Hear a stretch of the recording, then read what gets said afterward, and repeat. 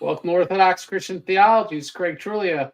And with me today is Father John Wyford and Father Joseph Sweden. How are you guys doing today? Doing good, thank you. Yeah, pretty good. Now, and guys in the comment section, just let us know if we need to make any adjustments with audio. This is a very important topic for me, not because I feel very personally invested in it, but actually for the sake of, I feel in decades' time, this could be a division that is healed, that will be healed.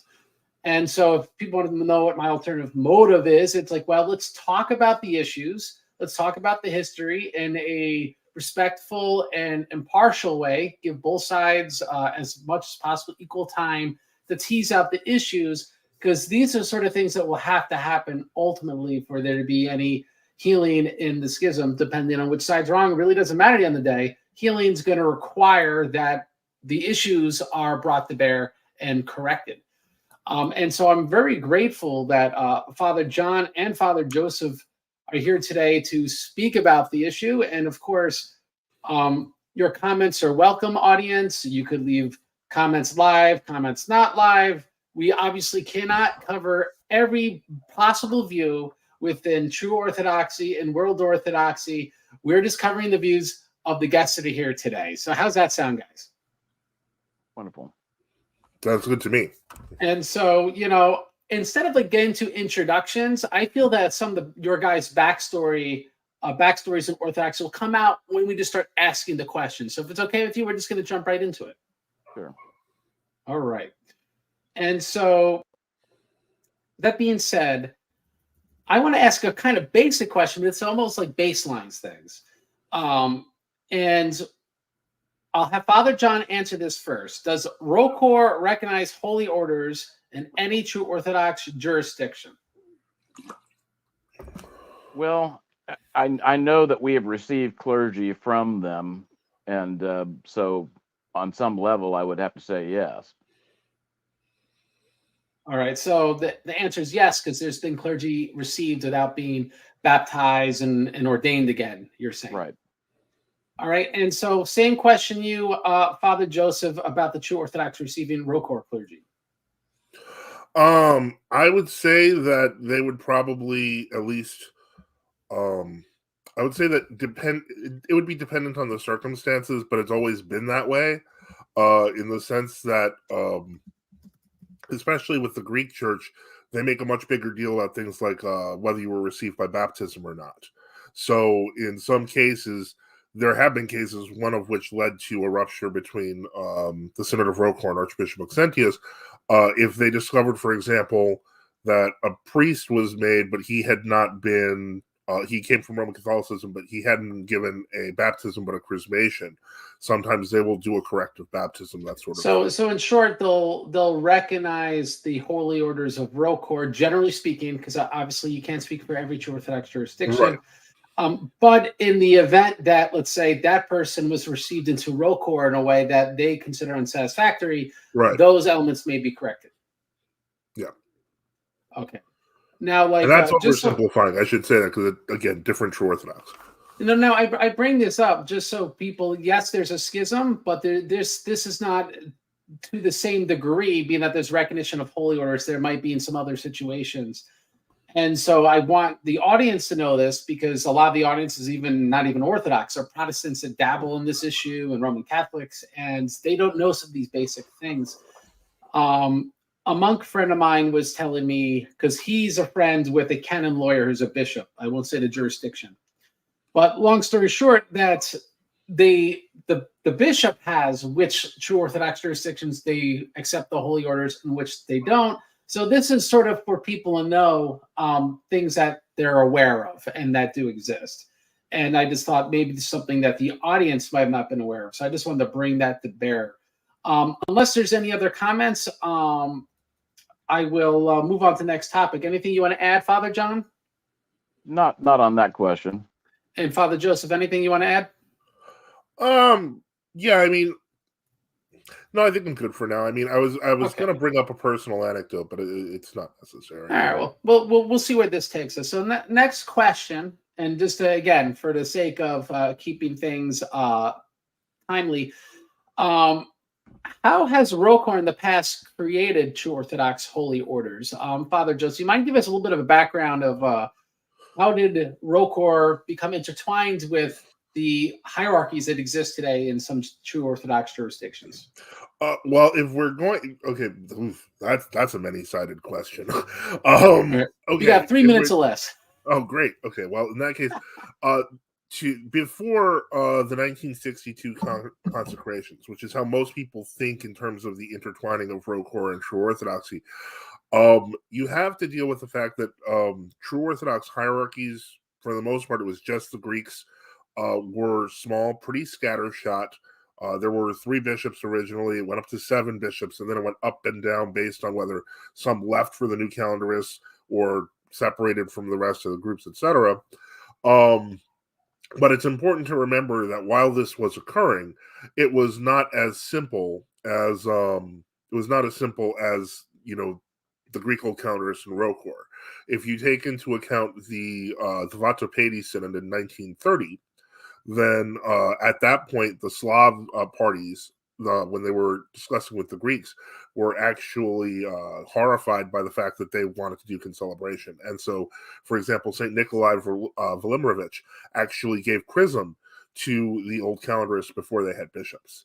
So, in Romania at the same exact time, you're finding it's absolute chaos because of the fact that the Romanian authorities are trying to establish a papal calendar. So while this is happening, ROCOR is basically in Serbia trying to survive. So to make great demands of the Russian Church abroad in the 1930s and 40s would have been ridiculous because, frankly, everyone was trying to just survive the onslaught of whether it was communism, Venezuelism, etc. So yeah, it was not pretty. But most people think about the background of the ROCOR True Orthodox unity occurring basically with clandestine ordinations that occurred in 1962 by Bishops Theophilus Ionescu, and who was a New Calendar Romanian bishop, although that was pastoral. And I've forgotten who the other bishop was, and I should have that. I believe it was Archbishop Leonti of Chile. Leonti of Chile. Thank you, Filipovich. Thank you very much. And so the point is that those original ordinations, etc., consecrations were clandestine in 1962. They were unknown to the rest of the ROCOR Synod even, and it wasn't until they eventually set under the table, like internally, what they did, etc. And by 1969, if I remember correctly, this is right after the lifting of the anathemas, about 4 years after the lifting of the anathemas in Constantinople, the bishops eventually talked in ROCOR and said, well, we did these consecrations, we're going to go so far as to recognize them. And that was under the presidency of St. Philaret of New York. And so that's really kind of how that started. Now, at the same time, there are movements like, for example, in Romania, there was a new calendar bishop who repented, Metropolitan Galactian Cordon. And so there's like small trickling movements trying to survive the state authorities, communism, etc. So that is part of the problem. So yeah, it was a different world than the one we think of, where we think of a unified world orthodoxy and true orthodoxy. It was an absolute global chaos for the better part of 40 years. And we'll begin unpacking some of that. But Father John, anything you want to add other than the basics that in the 1960s, ROCOR played a role in reconstituting the Greek Orthodox Old Calendar's episcopal hierarchy? Well, just a few details. There were bishops of the Greek Old Calendarists prior to that, but they died off. And so they were left with no bishops. And in 1962, you had these 2 bishops, as Father Joseph pointed out, one of whom was on the new calendar. He was the head of the Romanian New Calendar Diocese in ROCOR. We also had a New Calendar Diocese that was Bulgarian at that time. And which is ironic. They did this without the blessing of the Synod, and actually the Synod of Bishops declared those consecrations to be invalid. But then later on, after the lifting of the anathemas, the Synod of Bishops decided to go ahead and recognize them. And then I think a couple years later, and there was an attempt to actually enter into regular concelebrations and communion with the Greek Old Calendarists, but a couple of years later they broke off because the position of ROCOR was, as the Greek Old Calendarists can't get along with each other, we'd be happy to be in communion with them or to concelebrate with them, but they need to get their act together. And so there wasn't any formal links between the two after that, although there were friendly relations with some bishops. But it was only in, I think it was 1996, that ROCOR decided to enter into communion with the Kyprianos Synod and also with 94. the Romanian, Bulgarian Old Calendar group that were in communion with them. And so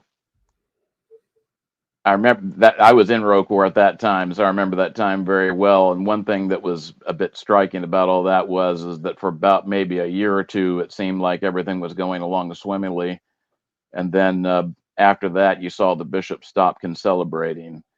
And I don't know entirely what was going on the Episcopal level, but we had actually two parishes in Houston, both of which later closed because the priests moved away. And in both cases, because the Archbishop had required them to not serve in storefronts, they had to build a chapel on their property. But when they had to move, that meant that the chapel went away. So the parish wound up going away. But anyway, we had good relations with them at that time. And I actually thought seriously about asking for a release to the Kyprianos Synod, just because the only ROCOR parish in the Houston area was doing most of the liturgy and feast day vigils in Slavonic, and these parishes were doing stuff in English. And I thought, well, gee, that would be preferable to the situation that I'm in. The only thing that kept me from doing it was my wife had her spidey senses saying, I don't think this is a good idea. And later on, I was glad that she had those senses, because even though there are a lot of good people in the group that I was familiar with, there were things about how they actually ran things that struck me as a bit squirrely, and I was glad to stay in ROCOR rather than to take that. We'll unpack the 2000s and the 90s and get into some of that. But let me just say one thing before I forget, just from what I know studying history. And not like, I'm not an expert in contemporary Orthodox issues, but historically speaking, like, let's say a metropolitan, a patriarch, a pope, they can't just decree something and it makes it so. You need the whole synod on board for these things. And that includes episcopal consecrations. And so it is something which doesn't get discussed a lot in online arguments, or people look into stuff in a passing sort of way, where they think, oh, well, it was done by a bishop and that makes it so. But in a historical sense, we tend to want to look at these things synodically. Well, how did the synod respond to this action? The local synod, and then the world synods in conjunction with the local synod. This comes up historically, so it's, I think, something which will be telling when we look at some of these other issues we'll be unpacking on this question, is whether or not the synod makes something more convenient or less convenient to both sides' cases. Now, let me start with Father Joseph with this, which is in 2007, ROCOR and the Moscow Patriarchate entered into communion with one another. And from what I'm aware, that Metropolitan Loris of ROCOR wrote to the old calendar jurisdictions, I believe in Romania, Bulgaria, and Greece, expressing their desire to remain in communion with them, but saying we're going to be fighting ecumenism essentially from the inside of world orthodoxy. This was not responded to favorably by any true Orthodox jurisdiction. And so I'm going to go out on a limb and say this seems to me to be the point of schism, because we have one side saying we want to be in communion and the other side saying no. So my question for you, Father Joseph, would be one, or is at least the facts at hand accurate? And two, could you give us some other details? Because obviously you wouldn't agree with this, why that would not be the cause of schism, unless you do agree. No, I don't. And I think I'm again. This goes into the question of the history of the Russian Church itself. And so, one thing I'm not going to do is try to defend the indefensible and pretend that ROCOR was a monolith that had a unique, singular viewpoint the entire time. I think neither of us would say that, because it isn't true. What I would say is that around the time of the fall of communism, you find it again that it turns out that ROCOR had secretly sent bishops into Russia clandestinely, and by 1990 to 1994, you had an organization known as the Free Russian Orthodox. This is not even talking about the catacomb Orthodox that were already there, and I know we've talked about that on another show with the corruption of Vincent Jekyllin, but the point is that you had an entire hierarchy complete with thousands of people and hundreds of parishes that existed in Russia. And so from the true Orthodox perspective, and again, they knew about them in Greece and Romania, so on and so forth. They would be the Russian church. So they didn't consider, as at the time many in ROCOR didn't consider the Moscow Patriarchate to be the legitimate successor church of Russia. So it would be weird, because with the reunion, this presupposes that the Moscow Patriarchate and the ROCOR were both parts of the same church. Whereas in Greece and in Romania and Bulgaria, it's obvious they're not.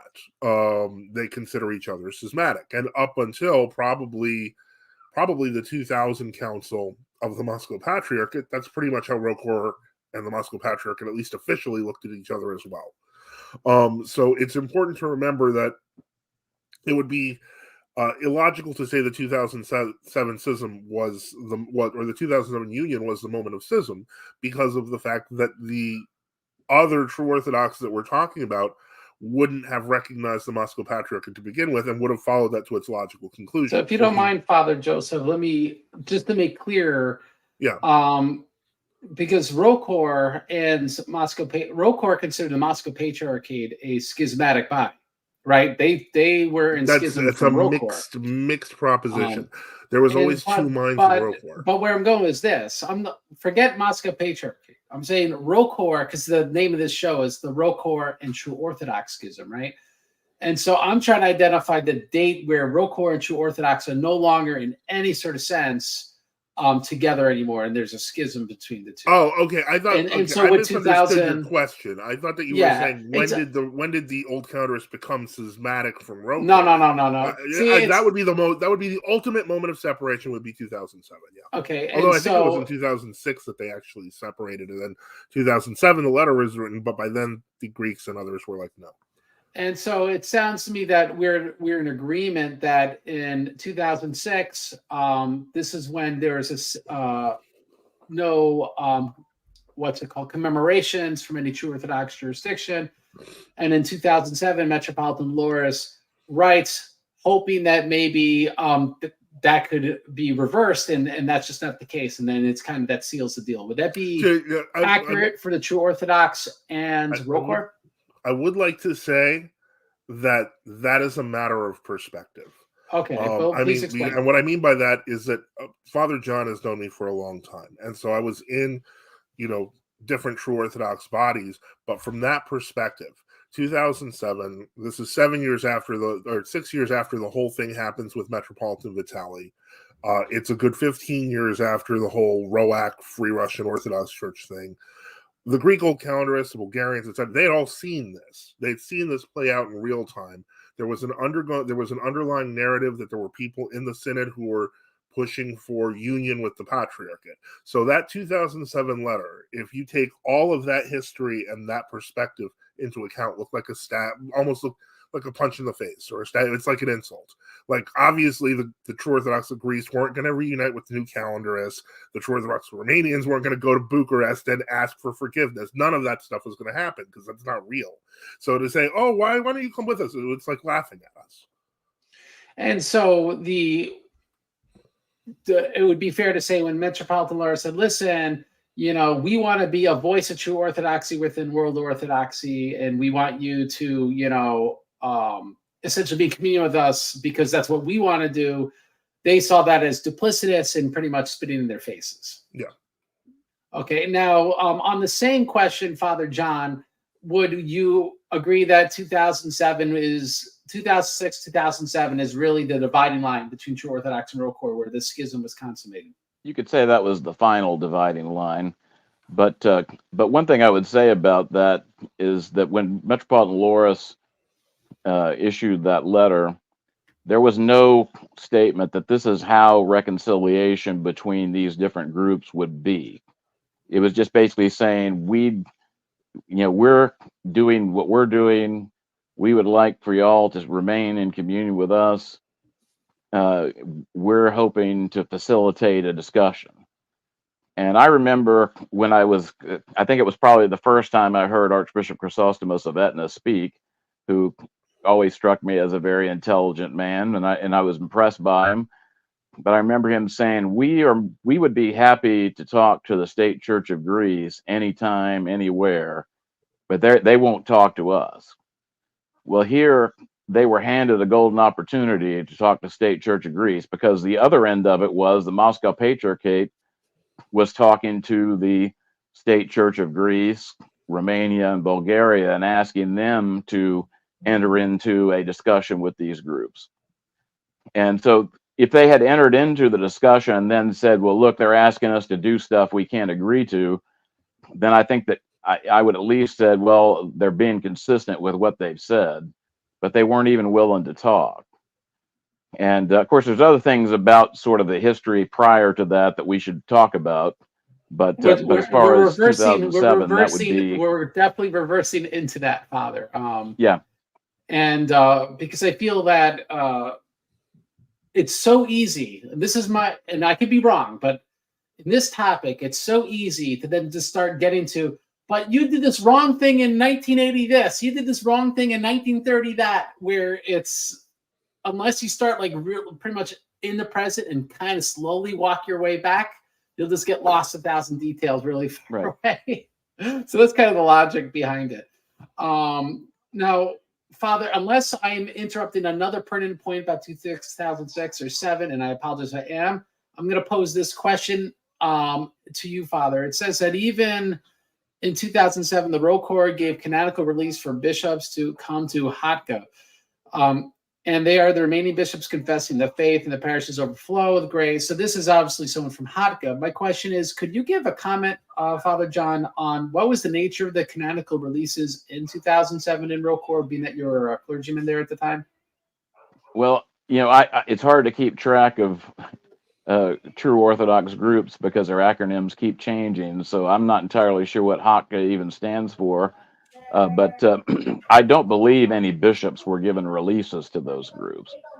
I know of a priest who was given a release, but a release to no one in particular, that wound up going over to, at that time, I believe it was the Chrysostomos Chiusa Synod, which is the more numerous. I know that there was some sort of a merger, but I stopped paying studious attention to Greek Old Calendar, maybe about a decade ago. But I was glad to see that they were at least coming together on some level. But I only know of a priest that was given a release. If there's a bishop they're saying was released, I'd like to know who it was, because I'm not aware of any bishops that were given a release. Yeah. There were some bishops who just chose to leave. Metropolitan or Archbishop Agafangel, when he left us, was the only one that I know of off the top of my head that went into schism at that time. There were some that went into schism with some other groups prior to that. Now, Father Joseph, do you have anything to add about the canonical releases during that era or no? If you don't, that's okay. Yeah, I mean, I know that they did occasionally happen, and they usually happened with larger groups. The Hatka sounds an awful lot like the Hakna, but it's not. It's actually the GOC Kalinikos. I feel like sometimes people chose acronyms that sounded very similar to each other. for less than great reasons. However, I will say that that did occur. I know in 2007, and I do know that when Metropolitan Agafongo left, he left alone, which is why they had to assist him in making bishops.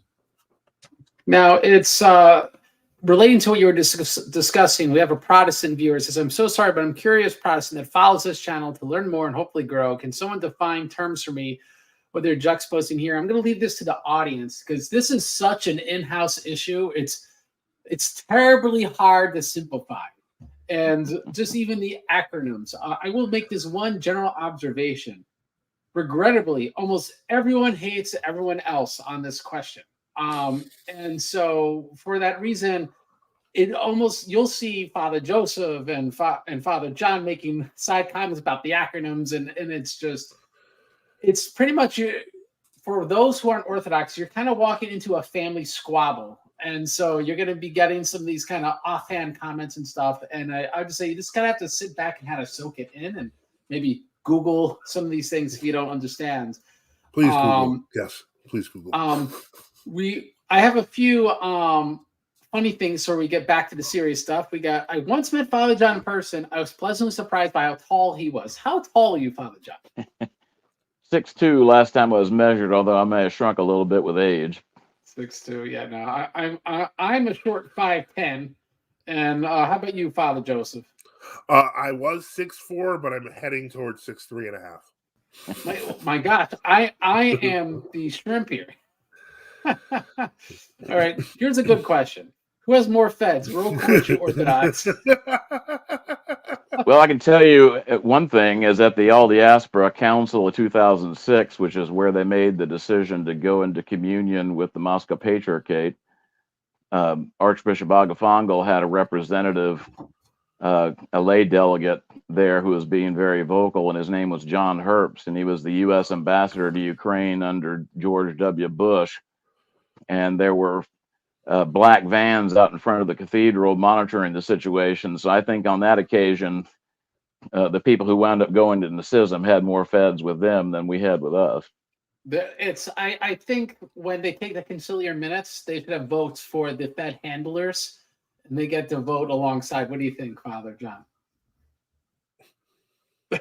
It's like I think he's just leaving that no comment. No ironically, when many of the parishes broke off under Archbishop Andronic, when they broke away from Agafongo, they did actually bring that up because they were like, that the Fed thing has been around everywhere. On a serious note, I don't know again too much about U.S. political culture and exactly how they've infiltrated all sorts of groups, because certainly that has occurred. When I could think of some of the best voices during COVID, like Patriarch Ilya and Patriarch, and that's in Georgia, and Patriarch Neofit in Bulgaria, they had, KGB names and stuff. Some of these guys weren't, but they weren't sellouts, and it showed during COVID that they weren't sellouts, right? In fact, if I remember Patriarch Neofit, his KGB file essentially said he's actually devout. Right? So meaning they all had to register with their local KGBs. Well, but it doesn't mean they're all sellouts. Patriarch Ilya is a unique story, though, because even though he learned from his experience, one thing I will say about Patriarch Ilya is that over the years he was very intelligent. It can be argued in 1997 when he left the World Council of Churches that was basically opportunistic. However, since then, he also helped restore Georgia's demographics by promoting the whole "I'll be everyone's godfather." So in other words, he learned a lot from his mistakes. But he does even show up. If you look at the lives of two of the drunken saints, one of the ones who would be considered canonical, that would be Elder Gabriel of Georgia. And then you look at Archbishop Gennady Sakach, who was both of these were wandering fool for Christ types that would cover themselves in alcohol, so on and so forth. So people would think they're drunks. And so what ended up happening was, in the case of St. Gabriel, He actually Elia figures in both their lives. So he actually showed, Elia's like, why don't you just come under me? And he was like, okay. So he gets a house. And when he did this, the same thing happened with Archbishop Gennady.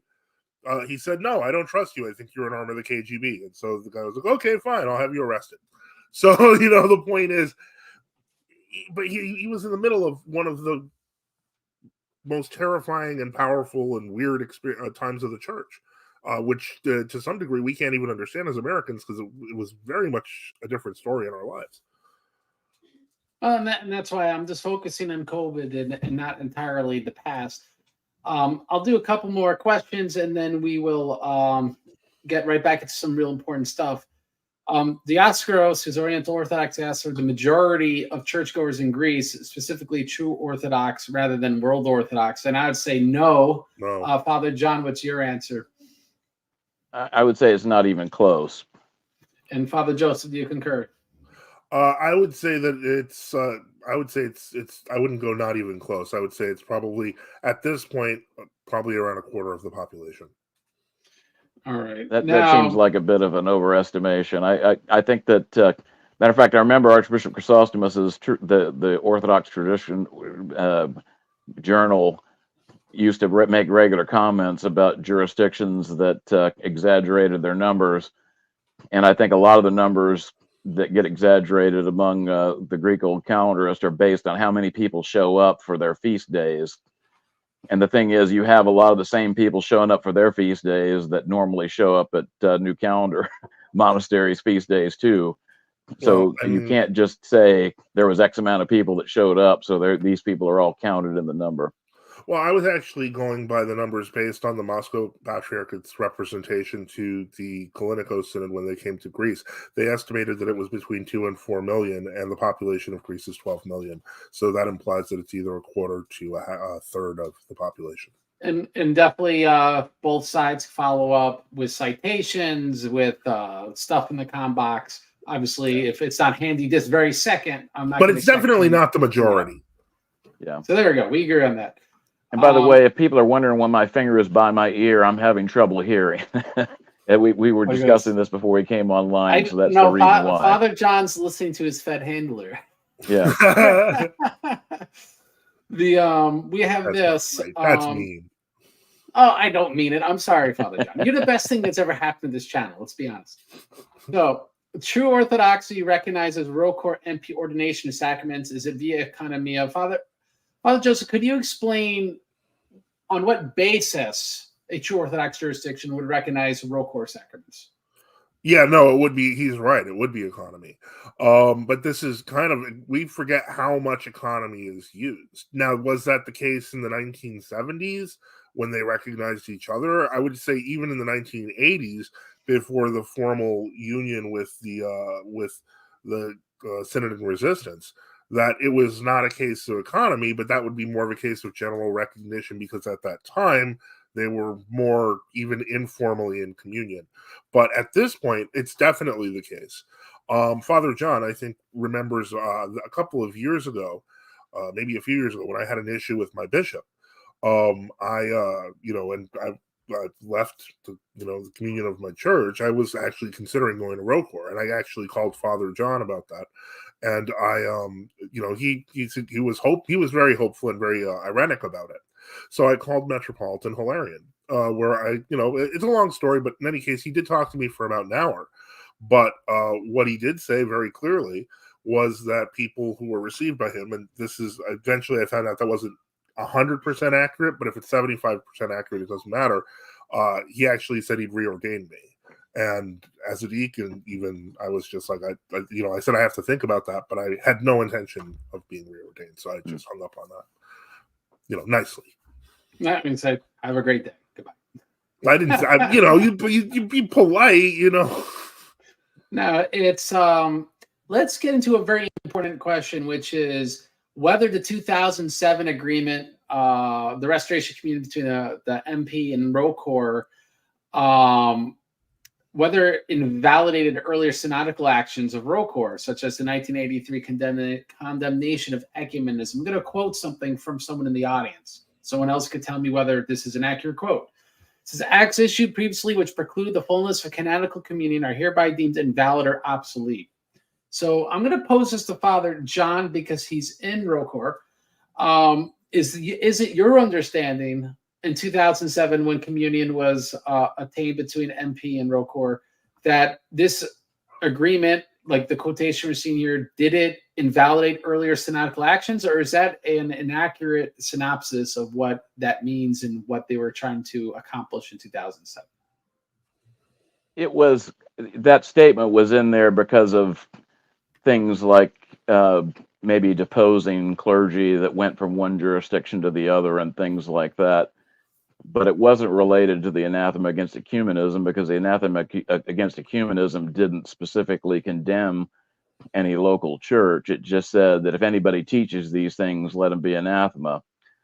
But what basically there were three issues that that ROCOR was concerned about before it would consider reconciling with the Moscow Patriarchate. Well, four, I guess, if you count the number one, they had to no longer be under Soviet authority. Number two, they had to condemn ecumenism, and number three, they had to condemn Sergianism, and number four, they had to glorify the new martyrs. And in 2000, they did all those things. Now, when they condemned Sergianism, they didn't say we condemn Metropolitan Sergius to hell.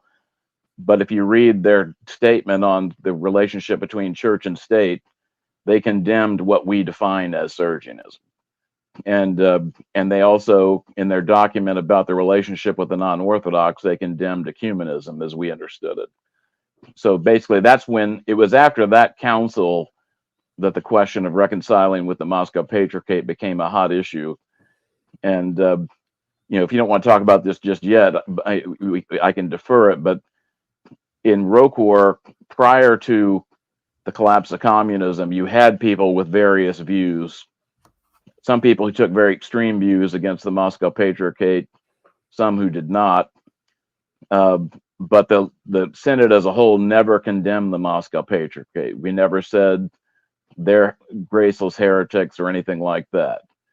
And the reverse is also true. The Moscow Patriarchate never condemned ROCOR. And actually, in the 1990s, if they had chosen to condemn ROCOR as schismatics, I think most of the rest of the Orthodox Church would have just assumed that that was a authoritative statement. So the fact that they didn't was showing that they wanted to reconcile. And also, we had always talked about that the day would come when we would reconcile. It's just that some people didn't agree whether that day had come or not. But those were basically the issues, and that was the moment when it started to change. And so when the closer we got to that, that's when these differences within ROCOR started to bubble to the surface. Because as long as the Soviets were in charge, we could all agree, hey, whatever you think about the Moscow Patriarchate, we can't come under them, because the Soviets would manipulate us through them. It was only after that things started, these differences started to come to the fore. Now, before, and because we really need Father Joseph's insight on this, so I'm going to add one thing. I'm going to push back a tiny bit, and just on the nature of the Russian Church today, right, since the Ukraine war and everything, and just the realities of Putinist Russia.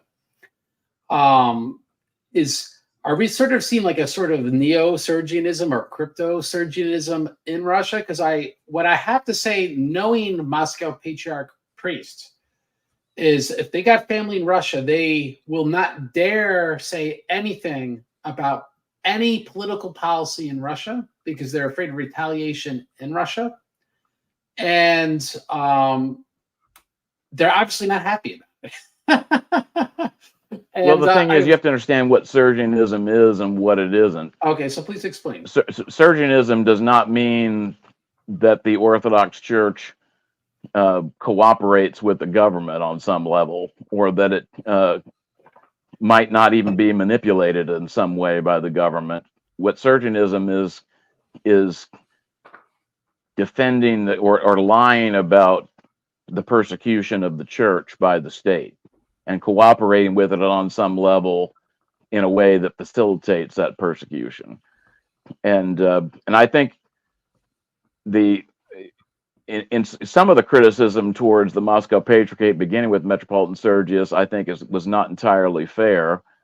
But certainly there were times when they just openly lied about what was going on in Russia. They would say that there's no persecution of the church in Russia or in the Soviet Union. Well, that was a lie, and that was wrong. And in the year 2000, the Russian church, in their statement about the relationship between church and state, said that you can't lie about that kind of stuff, and you certainly can't cooperate with the government in a way that facilitates persecution.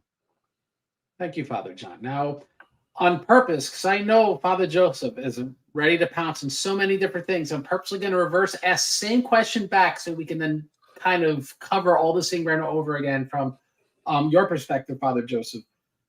Did the 2007 agreement between ROCOR and Moscow Patriarchate invalidate earlier synodical actions such as the 1983 condemnation of ecumenism? Well, I'm going to have to go on this from a couple of different levels because there were a couple of things that I need to address in the previous statement. But the first one would be yes. But first, please answer the question. Right. But that's yes, what I'm going to do. In the first place, yes. This is part of the reason why we have the video depositions of Bishop, now Archbishop Gabriel, for example, saying that the anathema against ecumenism was no longer valid. There's other issues at play and to define Gabriel and ROCOR. Correct. That's on YouTube. That's not. I'm not making that up. Well, we still read that anathema from the Synodicon on the Sunday of Orthodoxy, and a lot of people which is also true. Yes, but in my church, the reason I'm bringing this up is not to kind of do a gotcha on Father John. It's because of the fact that at that time, I'm simply trying to point out that contemporary authorities, not all of them obviously, but some of them, understood that particular line about everything in disagreement being null and void as to be literally null and void. So I'm not saying that was a universal. I do recognize that just a few years later, you saw the anathema against ecumenism, the second anathema, and all the other things on the Jordan Will website. I'm the first to admit that. But what I would say is that the question of whether they considered it binding had changed somewhat. To go a little bit further, I agree with Father John's definition of Sergianism, except I would add that it's not simply lying, but it comes down to submission to Antichrist governments.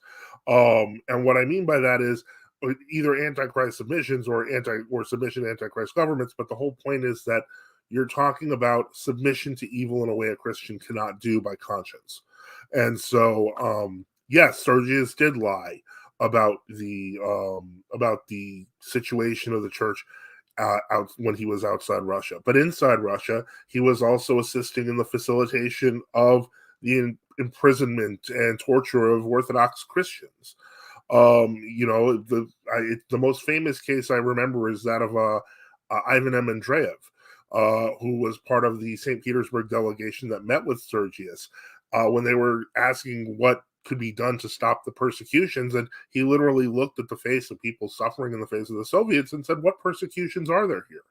So the point is, it's not even just dishonesty to the rest of the world. He was a traitor to his own people, his own Orthodox people. And so that's, I think, where I'd go with that for now. But just if you want to follow up. And so to review, it sounds like you agree that the definition of Sergianism that Father John gave is correct. You agree that in 2007 explicitly did not invalidate what the anathema of 1983, but due to certain bishops believing it did as such, it kind of leaves that an open question. Is that an accurate way of understanding what? I would say that what it means is that the answer given that the 2007 statement was only referring to things like depositions, etc., because we're contemporaries of the period, was not the way people as a whole understood it. Maybe some did, but other people understood it as the anathema against ecumenism is no more. And I will add that there were people who were actually celebrating that. I don't Now, know of let me ask. anybody. Okay, I don't remember anybody talking about, hey, we're going to the Moscow Patriarchate, and this means that we're invalidating the anathema against ecumenism.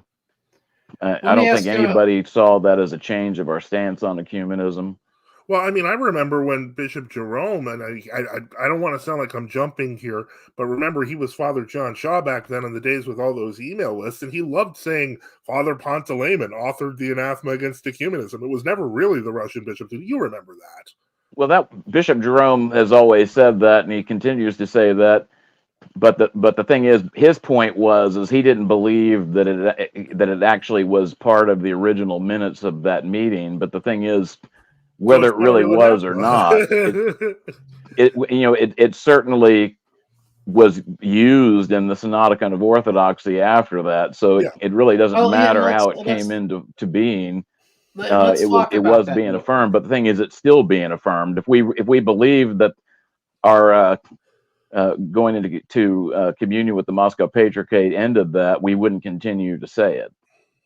It's I'll say it on a personal note. I've met Bishop Jerome because he's actually the Hermitage of the Lady of Kursk in Mayapack, New York. I grew up in Mayapack, New York.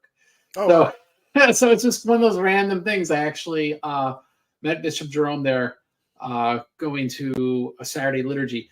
But that being said, it's we see this claim here. Compare the anathema they read today to the anathema of 1983. I'm inferring that is the anathema has been changed. it was, yeah, in the Is 2000s. there some intentional change, or is there some confusion as to what was published, what wasn't? What are we really dealing with here? Let me give you both guys a opportunity to respond to this.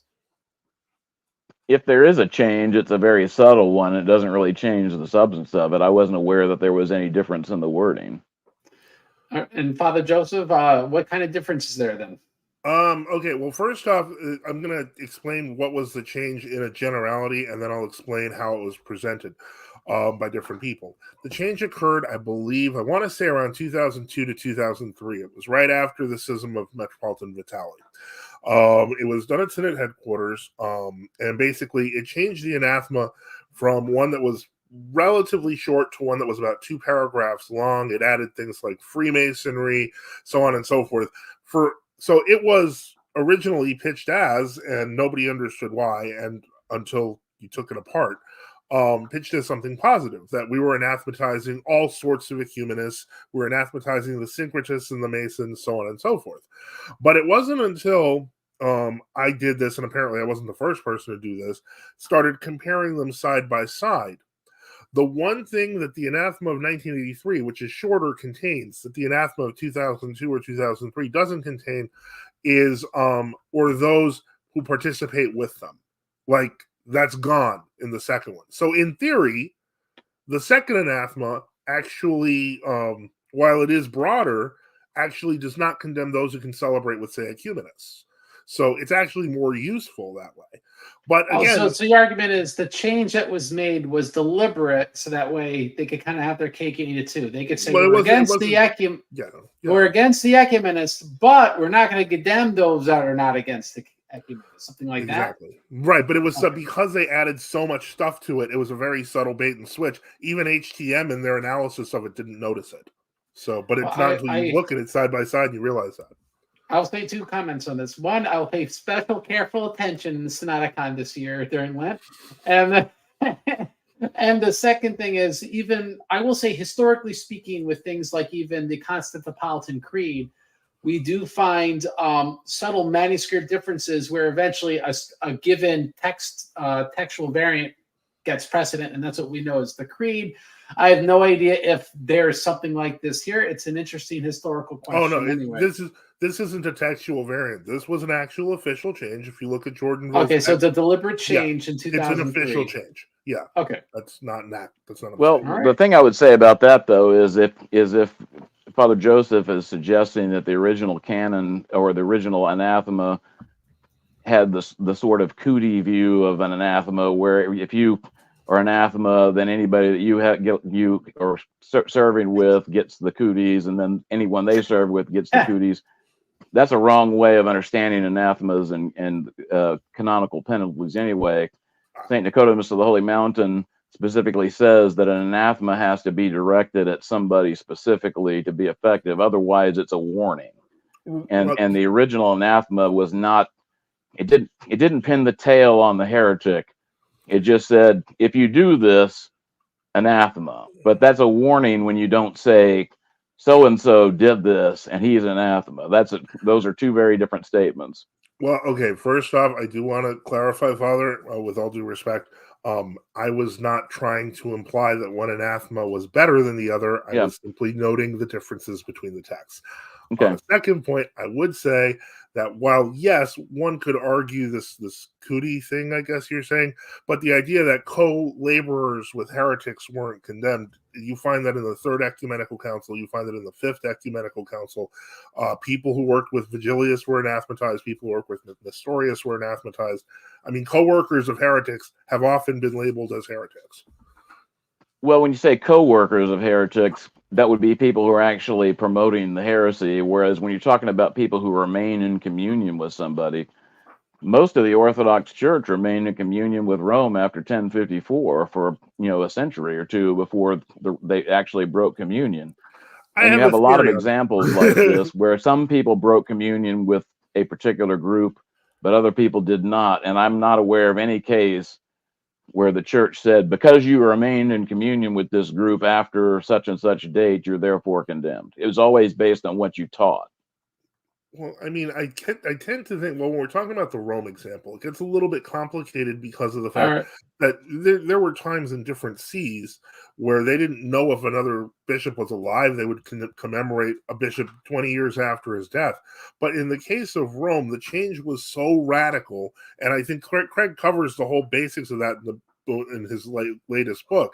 But ultimately, with Hildebrand, you have a civil war occurring throughout Western Europe. Most of the Eastern Church had no idea what was going on, and they were just like, okay, who's the Pope? But they didn't even commemorate him or not. They just stopped around 1014 because they stopped keeping track for some reason, and by the time they started again, that's when we get to we're getting a little off topic. Yeah, I'm sorry. Yeah. I mean, and for what it's worth, like even with the Filioque, that was sent in Cysastic letter in 1009, I think it was, and Constantinople excommunicated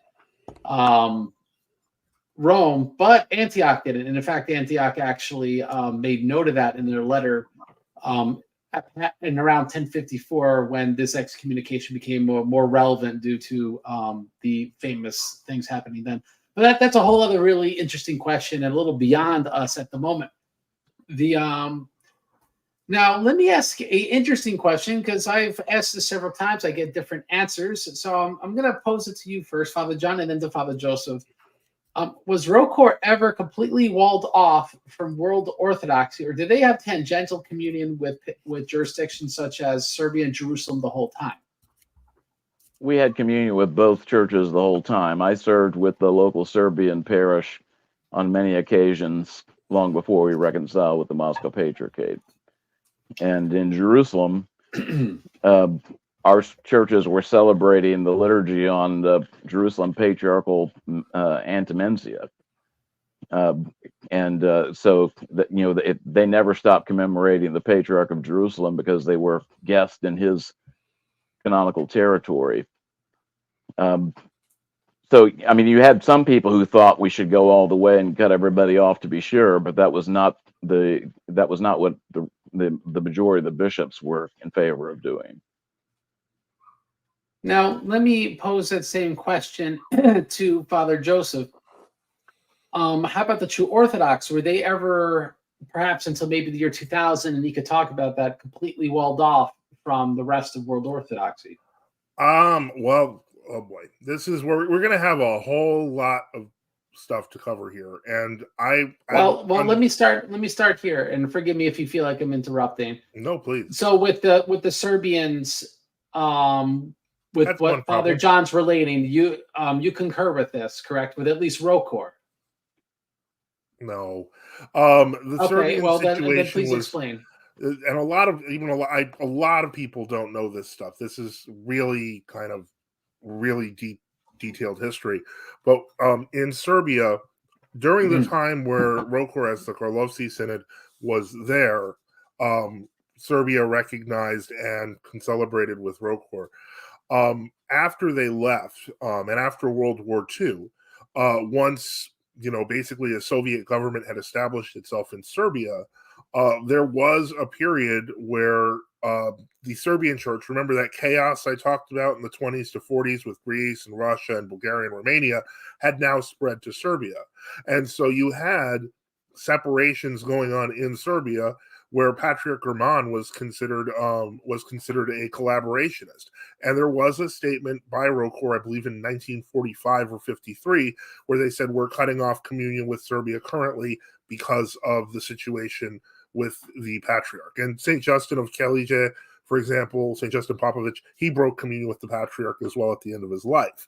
So, and then you had the Free Serbs in America, which... the point is, it is not an easy history. With Patriarch Pavel, it's sort of normalized, but to simplify this, ROCOR was in communion with some Serbs, not others? Correct. Well, sometimes. Depends on the time. And sometimes then. Well, I'd be interested to see the statement where ROCOR broke communion with the Serbs. I can try to because find I it know if you want it. my own archbishop went to Serbia in the 70s and got a degree from Belgrade University, I believe.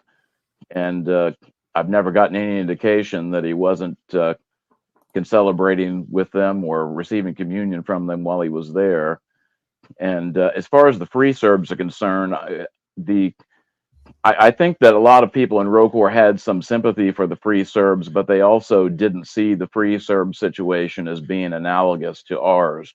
And so I don't know of any celebration with them. There might have been some that I don't know about, but it's not like we recognize them and not the patriarchal Serbian church. Right. I would say that you are correct there, Father. I don't remember that the Free Serbs were, especially at that period, were ever in communion with ROCOR. But at that point, ROCOR was not in communion with any Serbs. But it just depended on the time. Well, maybe unpacking the same question with the Jerusalem Patriarchate may also bring some light to the Serbian question, because what Father John's bringing out is, or make it worse, because what Father John's bringing out is from personal experience, right? His whole career as a clergyman, that was never an issue. It wasn't an issue for his bishop. I hear the same thing from other ROCOR clergymen about Jerusalem. We've had, Father Joseph, you and I, a good conversation about Jerusalem. So let me frame it this way with you. How official or unofficial was communion between ROCOR and any other true Orthodox jurisdiction with Jerusalem? If you could maybe unpack some of that for us. Jerusalem is a very, being the center of the Orthodox world is a very, very difficult subject. And I think Father John would agree, because he did live through some of this. I know this because I came in and he was a deacon when I came in. And that occurred. I came in literally as the MP took over Hebron violently using the Palestinian police. So the point is that the Jerusalem Patriarchate officially in, I believe it was the visit of Patriarch Alexis in 1941, he officially demanded that the ROCOR not be allowed to celebrate in Jerusalem properties. And so formally, Jerusalem was like, okay, we're going to separate from the ROCOR. However, they were also aware that there were a great number of ROCOR properties, Russian Ecclesiastical Mission properties, because the Russian Ecclesiastical Mission was originally an arm of the Tsar. And so when the Tsardom fell, the REM, I guess I'll just call it real quick, was kind of, they deferred to ROCOR. But then the MP made its own REM, and so they kind of had their own property. So literally, the Patriarchate of Jerusalem was kind of trying to walk a tightrope line, like with this kind of Russian turf war. And this eventually would occur with the Greeks as well. So in the 1970s... And you're saying, just to clarify, that's New Calendar and True Orthodox Greeks. That is correct. So in the 1970s and 1980s even, you would have a True Orthodox priest in Jerusalem, a Greek priest celebrating on a Monday, a ROCOR priest celebrating on a Tuesday, an MP priest celebrating on a Wednesday, a New Calendar Greek priest celebrating on a Thursday, and they were all on Jerusalem Antimencia. Although I think the MP were allowed to use their own, but everyone else had to use Jerusalem's Antimencia, to my knowledge. Now, now you guys are priests, so you take this stuff for granted. But for the audience, the antimons, you need those in order to do a liturgy. The relic is in it, Right. and it's given to you by a bishop, and it's essentially a sort of communion, right? Like you're not going to give the antimons to a Roman Catholic or to an Anglican or something like that. You could kind of think of it in a certain sense as a license to serve the liturgy, because if your bishop revokes your antimons, you don't have the right to serve the liturgy anymore. And so I just wanted to bring that out simply because, you guys take it for granted, but for us laymen, the interested people on the internet, they're not going to know those tiny little details. And in fact, a lot of historians don't. They don't know these liturgical details. They'll try to answer historical questions where you need liturgical details. So, Father Joseph, please continue. On that note, I would add that under normal circumstances, a priest uses his own antimencia. So, his own antimencian. So, the fact that a lot of people couldn't in Jerusalem meant that there was kind of a questionable, situation. So they were like, just use ours. You're our guest. So it was a bit more complex than that. And that's not just complicated with ROCOR history, it's complicated with True Orthodox history as well.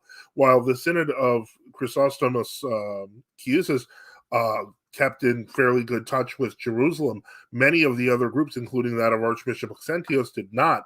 But at least in the early days, the Archbishop Auxentius was aware of it, because there are cases, one of which, deals with the Synod of, with Bishop Chrysostomos Chiusis, of that sort of usage occurring in Jerusalem. Well, now let me cut in the middle here, and maybe both sides agree. Receiving antimons from the Jerusalem Patriarchate, at some level, that's like a license.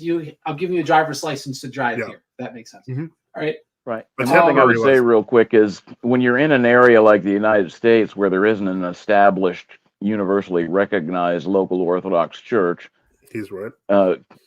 Different local churches use their own antimencia and they don't bat an eye. But in Jerusalem, our parishes or monasteries had to have, and I think prior to the revolution always had, Jerusalem patriarchal antimencia, because they're serving there with the blessing of the patriarch, and they had to commemorate the patriarch. All right. And so then both sides here agree, fathers agree that with these antimons, they were commemorating the patriarch that granted the antimon. But this was, just to make clear, because a lot of the audience may not know, this is also true with Greek True Orthodox, not just ROCOR. That's correct. Not all Greeks, but it was true with many of them. With some, because again, there's a lot of True Orthodox. Now, let me go one step further. At what level were there celebrations between clergy and with, let's say, episcopacy? So were there? I've heard the ROCOR nuns being able to to commune with another bishop. I mean, at what level did concelebration go all the way up to the episcopal level? And so both sides. How about you first, Father Joseph? You mean concelebrations between ROCOR and the True Orthodox? Well, no. Well, first let's start. How about ROCOR or True Orthodox with Jerusalem? I'll tell you, those are going to be fewer incidents, because it's not very often that the bishops were doing concelebrations with regular priests. Most of these services that were being done were just basic services for the people, because unlike, I hate to say it, a lot of the rest of the world, in Jerusalem, they had a lot more daily services. So that opportunity arose without necessarily big need for concelebration or anything like that. To my knowledge, there have been a few cases, but not many. Okay. Father John, do you have any comments on, because I read one comment by a ROCOR clergyman where he's saying the bishops were concelebrating in Jerusalem. I don't know if you have any insight. I'm sure that happened. Exactly how often it happened, over what period of time, I couldn't tell you off the top of my head. But ROCOR always had very close relations with the Jerusalem Patriarchate, and they really had no choice but to maintain those relationships, because they would have lost all their property in the Holy Land had they not maintained those relationships. Now, let me pose this to both of you. It's been posed to me that, in a sense, they're like the tightrope that Father Joseph was talking about. that when the Jerusalem Patriarchate entered into communion with the Moscow Patriarchate, clearly that is can't pronounce words. It delegitimizes ROCOR, and so that the ROCOR Synod in the 1940s didn't like this. But it doesn't seem like it went to such an official level where they would, let's say, condemn the Jerusalem Patriarchate for the reasons you just discussed. So was this almost a sort of communion gray area is the most accurate way to put it, where they're receiving anathemas, they don't want to endorse the Jerusalem Patriarchate because that'd be a backhanded way of endorsing the Moscow Patriarchate? Is this what we're dealing with here? Who are you asking? Me? Let's Father John. Why not? Well, I'm not aware of the Jerusalem Patriarchate ever saying we're breaking communion with ROCOR or anything like that was condemnatory. My understanding of what happened with the properties in the Holy Land is that when Israel became a state that was established by the United Nations, the Soviet Union played some role in facilitating that, along with the United States, of course. And Israel had very good relations with the Soviet Union.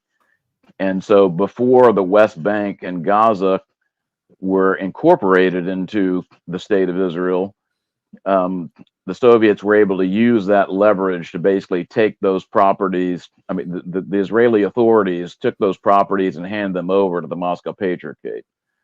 But that did not affect the properties we had. I don't know if we had anything in Gaza, but we certainly had a lot of properties in the West Bank and in the west side of Jerusalem. So we have two convents that are on the Mount of Olives, for example.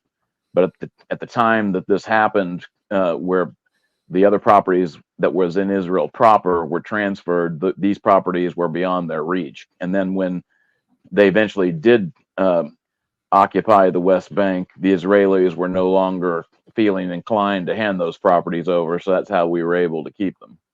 Okay, and so interrupt because I know the audience is not too interested in every single property dispute.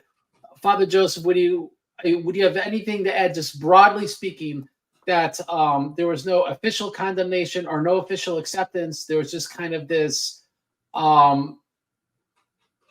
somewhat official, not fully official acceptance on the side that the fact that they're just serving the same anthems and irregularly celebrating with one another. Well, no, I mean, I would agree. I would agree with that on paper, but in terms of the kind of the motivation, no. What the paper I'm looking at? Give me just a moment here. Was let me see here. I'm gonna bring this up from Evangelos, great genius on the issue of Saint Dionysius and many other things. He points out that the Patriarch Diodorus of Jerusalem tried to enter into communion with the Old Calendars Greeks in the early 90s, and Archbishop Yavakos of America and Patriarch Bartholomew. I mean, that's a misrepresentation. You're shaking your head no. What are your comments on this, Father Joseph? That's a complete misrepresentation. That's World Orthodox Bizarro world. That's like, oh, we tried to enter into communion with the Old Calendar. They were already there. They were there for like 2-3 decades. Now Patriarch Diodorus is famous because of the fact that he showed a great deal of support and even had celebrations with members of the Synod of Resistance, for which he paid dearly at the hands of Patriarch Bartholomew, who pushed for his synod to have him deposed and make his life miserable.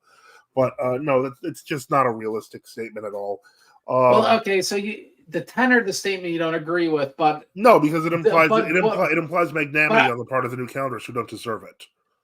All right, I guess because I think you're fighting the wrong guy here. It's okay to fight me, but I think that the point being made here is that it sounds to me, right? It sounds to me this speaking material facts and not dealing with what the ramification of these facts are. Is that ROCOR had some level, I'm just going to leave it at that, of communion with World Orthodox due to the situation in Jerusalem. But this would include certain Greek True Orthodox as well up into the 90s, maybe up to the year 2000. That seems to be the material facts. Is there anything either of you would like to dispute about that basic statement? All right, it seems like we. All right, no, I can go. I can go. I was just waiting for him all right, Father John. Well, basically, there were good relations with old calendar groups that existed prior to 1996, but the initial attempt at being into full communion did not last very long because of the disunity among the Greek Old Calendarists. And I'm not aware of any like Episcopal concelebrations per se that would have happened in the meantime, or even concelebrations on the clerical level, although they may have happened. Well, let me pose to you this point, because it pertained to a comment you made about celebrating with the Serbians when in the 90s and before 2008, where this commenter says, my priest was in ROCOR, and he said you could celebrate with the priest, the Serbian priest, but not the hierarchy. Give us like a... Well, I served with Metropolitan Christopher on more than one occasion. He was, all right, well, he was quite the character, so it's vivid in my memory. So are you saying, Father, that this random person, anonymous person, is less trustworthy? Well, he may have been told that, but I'm just telling you, I can celebrate it with a Serbian bishop on several occasions before we reconcile with the Moscow Patriarchate. And with the blessing of your bishop, obviously. Yeah. Because you don't just do that drop of a hat. Yeah, you don't can celebrate with a clergyman of another jurisdiction without the blessing of your bishop unless you want to get a good slap on the head. Anything in Orthodoxy when it comes to that stuff is like putting together a rocket launch. There's a lot of checks that happen before these things occur. Right. Let me put this up where it says Father John's archbishop wasn't supposed to be going to Serbia to learn. The synod ROCOR had a prohibition of their clergy traveling communist countries. Is this disinformation? Do you have any comments on that? Is it true? Well, it's not true because clergymen traveled to communist countries on a somewhat regular basis. As a matter of fact, before the Cold War ended, the CIA was often asking for information from our clergy, and we had very good relations with the CIA at that time too. I think they even sent money to the Synod of Bishops, as I understand it, prior to the end of the Cold War. And I think that our clergy did that with a clear conscience because they were very anti-communist and they felt like helping out the United States and in its opposition to the Soviet Union was a good thing. We were fighting over who had more feds before. We have this. Well, the feds lost interest in us until we started talking to the Moscow Patriarchate, and then all of a sudden they remembered that we might be useful in the future. There you go. So that's a whole nother story. Both you guys, St. John Maximovich can celebrate the new calendar and ROCOR stricter days. True, not true? He can celebrate with new calendarists, and matter of fact, he oversaw I think the French Orthodox Church was on the new calendar, if I'm not mistaken. I believe those things are together. Those were the new calendars he can celebrate with. But there was a Romanian new calendar diocese in ROCOR, and there was also a Bulgarian new calendar diocese. So even when the ROCOR bishops got together, he was celebrating with new calendar bishops. But not necessarily with like rest of World Orthodox. Oh, I think he was. I'm pretty sure that he did. I know that we had pretty good relations with the Greek Archdiocese up until really the 70s. That's when things started to go in a different direction. Father Joseph, just on that one point, concur, don't concur? Well, I would say that it is it's an oversimplification to say that the ROCOR in the United States had great relations with the Greek Archdiocese. I mean, all of the parishes that formed Hakhna were previously Greek Archdiocese before they all joined ROCOR. But so I mean, it's the famous letters between Father Alexander Schmemann and Father Michael Oskul were perfect examples of the low level of esteem that these parties held each other, these parties held each other. It's I don't want to say that it. That's kind of the problem when we're talking about these things, is that the history is messy, and the tendency, like when we talk about World Orthodoxy, we forget that this is a term that was invented by Father John Meyerndorf in like 1973. Father Seraphim notes that in his letters. Before that, it was just whoever claimed to be Orthodox was Orthodox. And then you had to investigate them personally, or you had to know about where they came from. In the 1970s, the New Calendar Greek Church its archbishop, I think it was in 73, made a statement to the synod talking about how the entire synod's makeup was uncanonical and how they all knew it.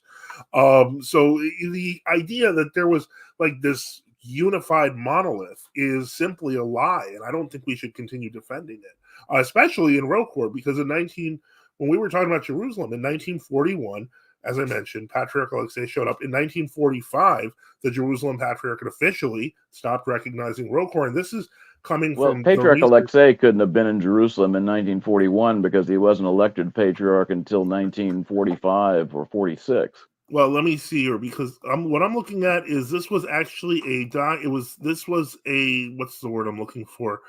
It was a theology doctorate. Well, as you're looking that up, I'm gonna frame this question because it's actually going to cover what we're trying to answer the here. point is it was a doctorate in Moscow, but I'll get into it. But okay. Now, so I'm going to pose this to Father John, and then Father Joe's going to be able to respond.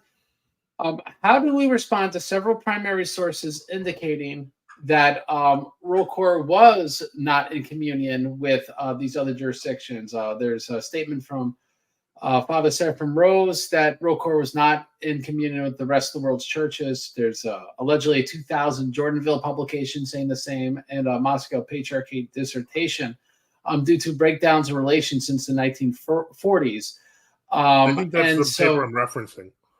Yeah, so like, would you say, Father John, this is would be interpreting those sources too categorically, and there was intercommunion, or is there disinformation and there really was an intercommunion, or was the intercommunion very infrequent? How do we make sense of all these documents and all these competing claims? Well, Father Seraphim Rose's statement would have dated probably from the 70s, and the thing is, it's after the lifting of the anathemas, there was definitely a chilling of relations between ROCOR and other jurisdictions. And, I came into ROCOR in 1990, and I was aware of that, but I also knew that it wasn't like a formal schism per se, because, for example, the priest that baptized me had been ordained by Metropolitan Philip of the Antiochian Archdiocese, and when he asked for a release to ROCOR, Metropolitan Philip gave him a release. And whenever he came to Oklahoma City, he always wanted Father Anthony to come by and see him. He had very cordial relations with him. So, it wasn't like we were saying those people are heretics. But, for example, when I was considering where to go to seminary, it never occurred to me that St. Tikhon's Seminary was a possibility because I knew our relations with the OCA were not great. So basically, Jordanville was the only option that I was able to consider. Hold on. Yeah, your volume dropped, Father. Yeah, my wife was calling me. It's back. Yeah. So, Father Joseph, same question. It sounds like you concur with Father John that there was never a complete walling off of ROCOR at any juncture. Well, I mean, unless I was to actually stare at the breakdown of the years, my guess would be that when there was, it would have been between the late 1940s to mid 1970s, but it was intermittent, dependent on situations. And this was also true of True Orthodox Greeks. It was true of a lot of people. I'm not sure where you're getting from the 1940s that this was going on, because, for example, Metropolitan Anthony Bashir of the Antiochian Archdiocese was consecrated with the help of Archbishop Vitali of New Jersey. And, so these relationships remained fairly normal up until the 70s. It was the lifting of the anathemas that caused things to change dramatically. Well, again, remember how I noted that this was something we had when we look at the world, everything gets more chaotic. You mentioned Archbishop Anthony Bashir, but at that time, Antioch in America was divided into two different dioceses that didn't recognize each other. So, I mean, it's never as simple as our relations with what became the OCA went south in about 1946 because we were part of the same jurisdiction, and then they separated from us. And actually, prior to the OCA receiving autocephaly from the Moscow Patriarchate, our churches were in communications and discussing reconciling. But basically, they got an offer from the Moscow Patriarchate and they took it, and that caused relationships to even get worse. But prior to that, they were not good. Yeah, and a lot of people viewed that 1970 autocephaly as a betrayal because I think they traded off Japan for that because the Japan was under the Metropolia until then, Right. And so they kind of looked at it as like betraying the Japanese people to get a crown. So yeah, I know that there's a lot there. Is the point? And just for the audience, the key takeaway is when we see, especially that we're not dealing with like synodical territories that are just Russian or just Bulgarian, at least right now, we're talking about ROCOR. This would be different when we're talking about the old calendars in Romania, in Bulgaria, etc. That what you're dealing with situations constantly in flux, right? There's people there in communion with, there's people that they're not, and they're both Antiochians, they're both this, they're both that. This is constantly happening in the 20th century. So for those in the internet that want neat and tidy binary answers, where they in, where they out, you don't quite get that because of this throughout the 20th century. There's almost a fog of war around the constantly changing situation. That's how St. Basil described the Meletian schism, the fog of war. See, I think I make it very simple though in this book, but that's a different topic. Let me ask this. It seems like now everyone dislikes them on all sides. Poor guys. Whatever happened to ROAC, the catacomb church? Like, I mean, ROCOR did recognize them, and then now they're not recognized. Like, no one likes them. So can I just get some insight from both of you? Father Joseph, what's the deal with the catacomb church today and in recent memory? Okay, first off, ROAC was In never... Russia. Right. It was never completely the catacomb church. That's not correct. Most of ROAC are legal, public Russian Orthodox communities that are under bishops. They did up until, and I think there is a bishop or an arch who takes care of them now, but before that, they had two bishops, Archbishop Anthony and Seraphim, who took care of catacomb communities that had applied to them over the decades. Now, keep in mind, and I want to make this clear, those two bishops and Metropolitan Valentine's actions in assigning them because of their own history with the catacomnics was an attempt to undo the damage caused by Archbishop Lazar of Tambov. Because when Archbishop Lazar was made a secret bishop, he had catacomb relations. Some suspect it's because he was with the MP. Some suspect it was because he was just not a pleasant person. But the point is, he ended up going into catacomb communities as a ROCOR bishop and collapsing them, just telling them that they didn't have priesthood and they'd have to be redone. And so this caused chaos in the catacomb church, which Bishop and then later Metropolitan Valentine endeavored to fix. But to say that ROCOR is the catacomb church it's incomplete because there are other Russian jurisdictions. B, it's incorrect because most of ROAC's churches are public. But Metropolitan Valentine has since passed on, God rest his soul, and it's led by Bishop Theodore. How about before 1989, they weren't public? No one was public. The Iron Curtain was still down. Was still up. No one could know anything except. And so, are they legitimately the continuation of any underground churches within the Soviet Union at that time? Yeah, some of them, yes. Some of them, even though that was unfortunate that the reports that Lazar gave to the ROCOR Synod was that that's not the case at all. And it wouldn't be till a few years later that Archbishop Hilarion, that later Metropolitan Hilarion of ROCOR, would say if we had listened to more people than maybe Bishop Lazar, we would have gotten a different result.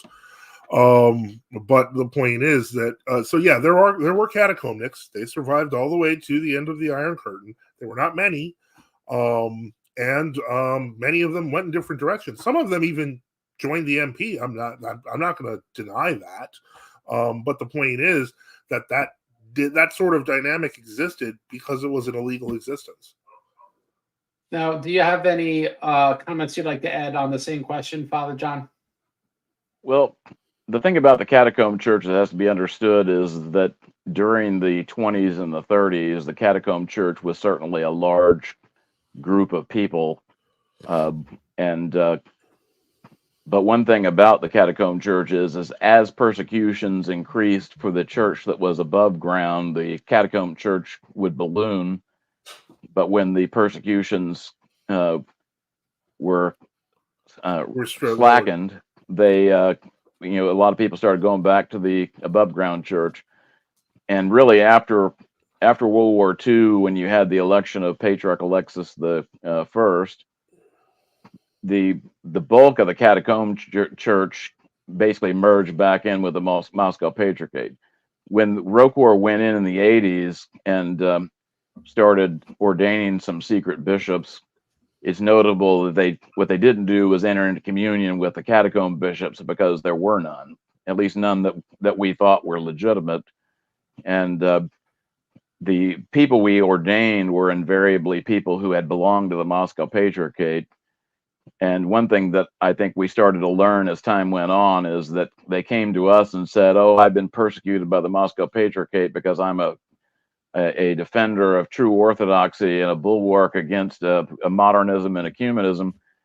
It turned out that in many cases they were being disciplined because of their own bad behavior, and that bad behavior continued after they came into ROCOR. So I think that on the whole, I would say that our experiment with trying to establish a free Russian church was not a very successful undertaking.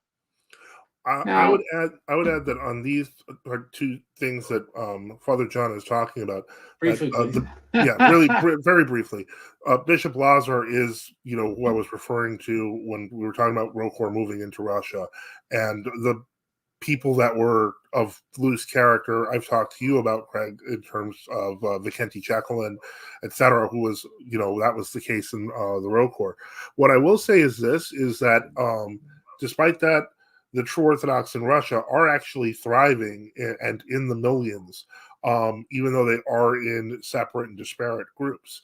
And so I just wanted to add that so that it wasn't, I don't want to give the impression that they didn't exist, because they did.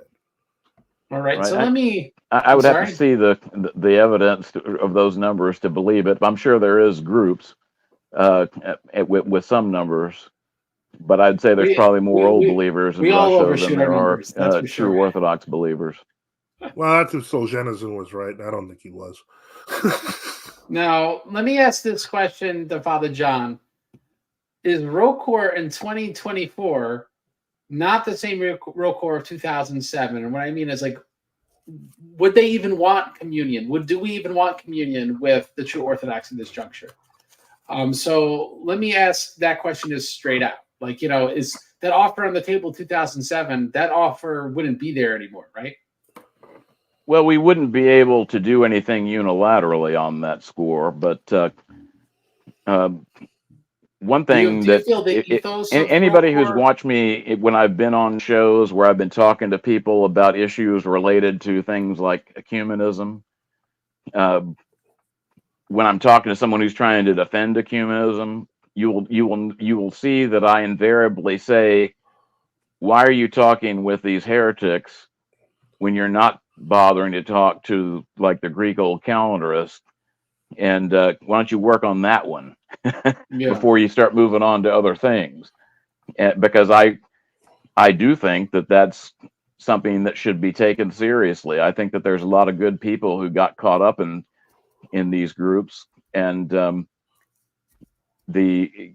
think it's unfortunate that they had reasons for it, but you could also find a distinct parallels with the old believer schism.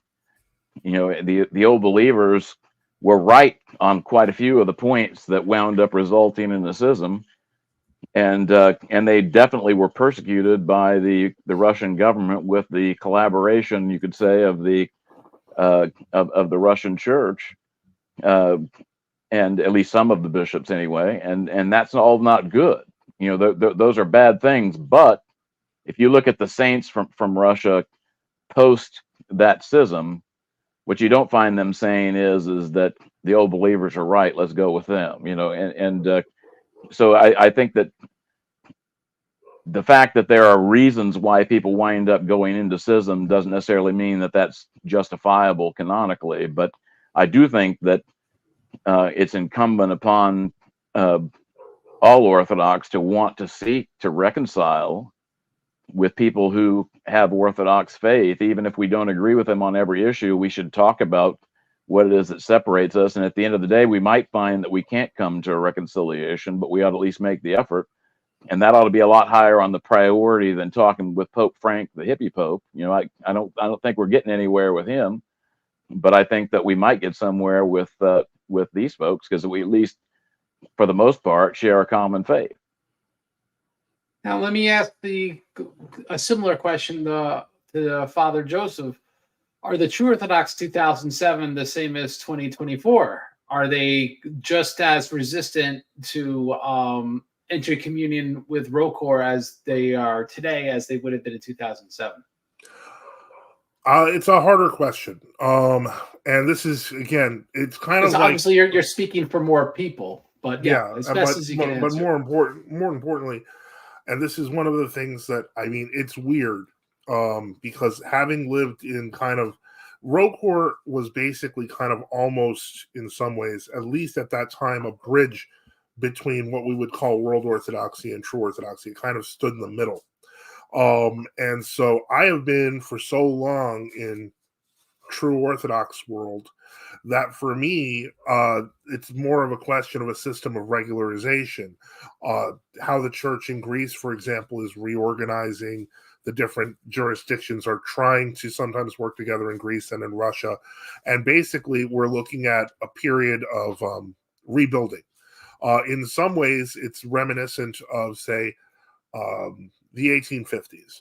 In the 1850s, there were approximately 361 Orthodox bishops throughout the world. 90% of, well, I'd say more than half of what we would call patriarchates today did not exist in 1850. So that, from our perspective, we're kind of looking at it in terms of just rebuilding life. And that's kind of where I think Bishop Gregory Grabe is a very good example of this, in that he was very optimistic that the Soviets would fall, even in the 1940s. But when they did, he was always of the school that it would be time to go back and rebuild. So even though he did leave ROCOR and the mistreatment of his son, etc., we're not going to debate about that, whether it was mistreatment or not, he ended up going to ROAC. It was for him a natural consequence that he would die in Russia rebuilding the church. So from our perspective, no, it's not the same as it was 20 years ago, because 20 years ago, every jurisdiction was saying we're the only true Orthodox. And that's a perfectly good excuse in the face of persecution and when you don't have the era of mass communication. And that's part of the reason why, for example, like Metropolitan Theodore, the ROAC did not recognize, for example, Metropolitan Raphael's group, who came from the Seraphimo Genedites and the Initiative Council of 1990. But it was only like 4 or 5 years ago that our Metropolitan Seraphim, were in communion with him, called up Metropolitan Theodore and said, look, what's wrong? We'll try to fix what's wrong. And that's what we have to do when we kind of do these things. We know what's wrong with the new calendar is they need to stop ecumenism and get off the new calendar. But it seems that when we haven't even touched on the persecutions of the True Orthodox in all these countries, but they can't even accept that those happened. If they can't even accept that those happened, we're at a communication impasse that's so far out that it's hard to reach them. And as Father John pointed out, they seem to be far more interested in talking with Roman Catholics, Protestants, and Muslims. So, unfortunately, that is the thing. Also, one thing, Father John, no, most of the old believers were heretics. That's my view. That's the traditional view. A lot of them were weirdos. I'm not going. All right, well, we're going to debate that now, but let me ask this question. Was the Moscow Patriarchate, because I read a ROCOR article on this from 2006, claiming that the Moscow Patriarchate was always under the anathema of St. Tikhon. Do either of you agree with that? I don't. All right, so Father John doesn't, Father Joseph. When you say the anathema of St. Tikhon, I assume you're referring to the one towards the Living Church. I would say that to some degree it does. And that is so yes and no then. Well, officially I would say it does. I can't speak for every person in the Moscow Patriarchate, but I can say that, for example, the Living Church Like But when they took over. But you When have to they took remember, over, right? This is being applied to the Moscow Patriarchate every single decade up to 2006. So that's how we'd yeah, have to take that claim. right. And so would you And say many that's too people, much? well, no, many people in ROCOR did take that position. Now, I'm not in the Russian church now, so I feel uncomfortable speaking for them. Okay. But the point is, I do know that many, when I was there, among the true Russian Orthodox, took that position. Well, let me ask this spicy question, you Father Joseph. Oh, boy. Can the Sergianist Synod be valid? Not good. That's not the argument. But right, the bishops succeeding from Patriarch Sergius Yeah. and his synod, could they have valid orders and everything? My inclination would be to say no. And the reason for that is because of the fact that the 1943 creation of the Patriarchate by Stalin is kind of where Sergianism really comes from, in the sense that it became full collaboration with the state and persecution of other Orthodox Christians. Now, I don't know how that becomes a synod. So no judgment zone. I'm not judging personally on this question, but to make clear, then that means all episcopal succession from that, which would mean pretty much the whole modern Russian hierarchy today. They don't have valid holy orders then, right? Is that your position? I'd say that that's standard Orthodox ecclesiology. That's not just that's their position on us too. That's not.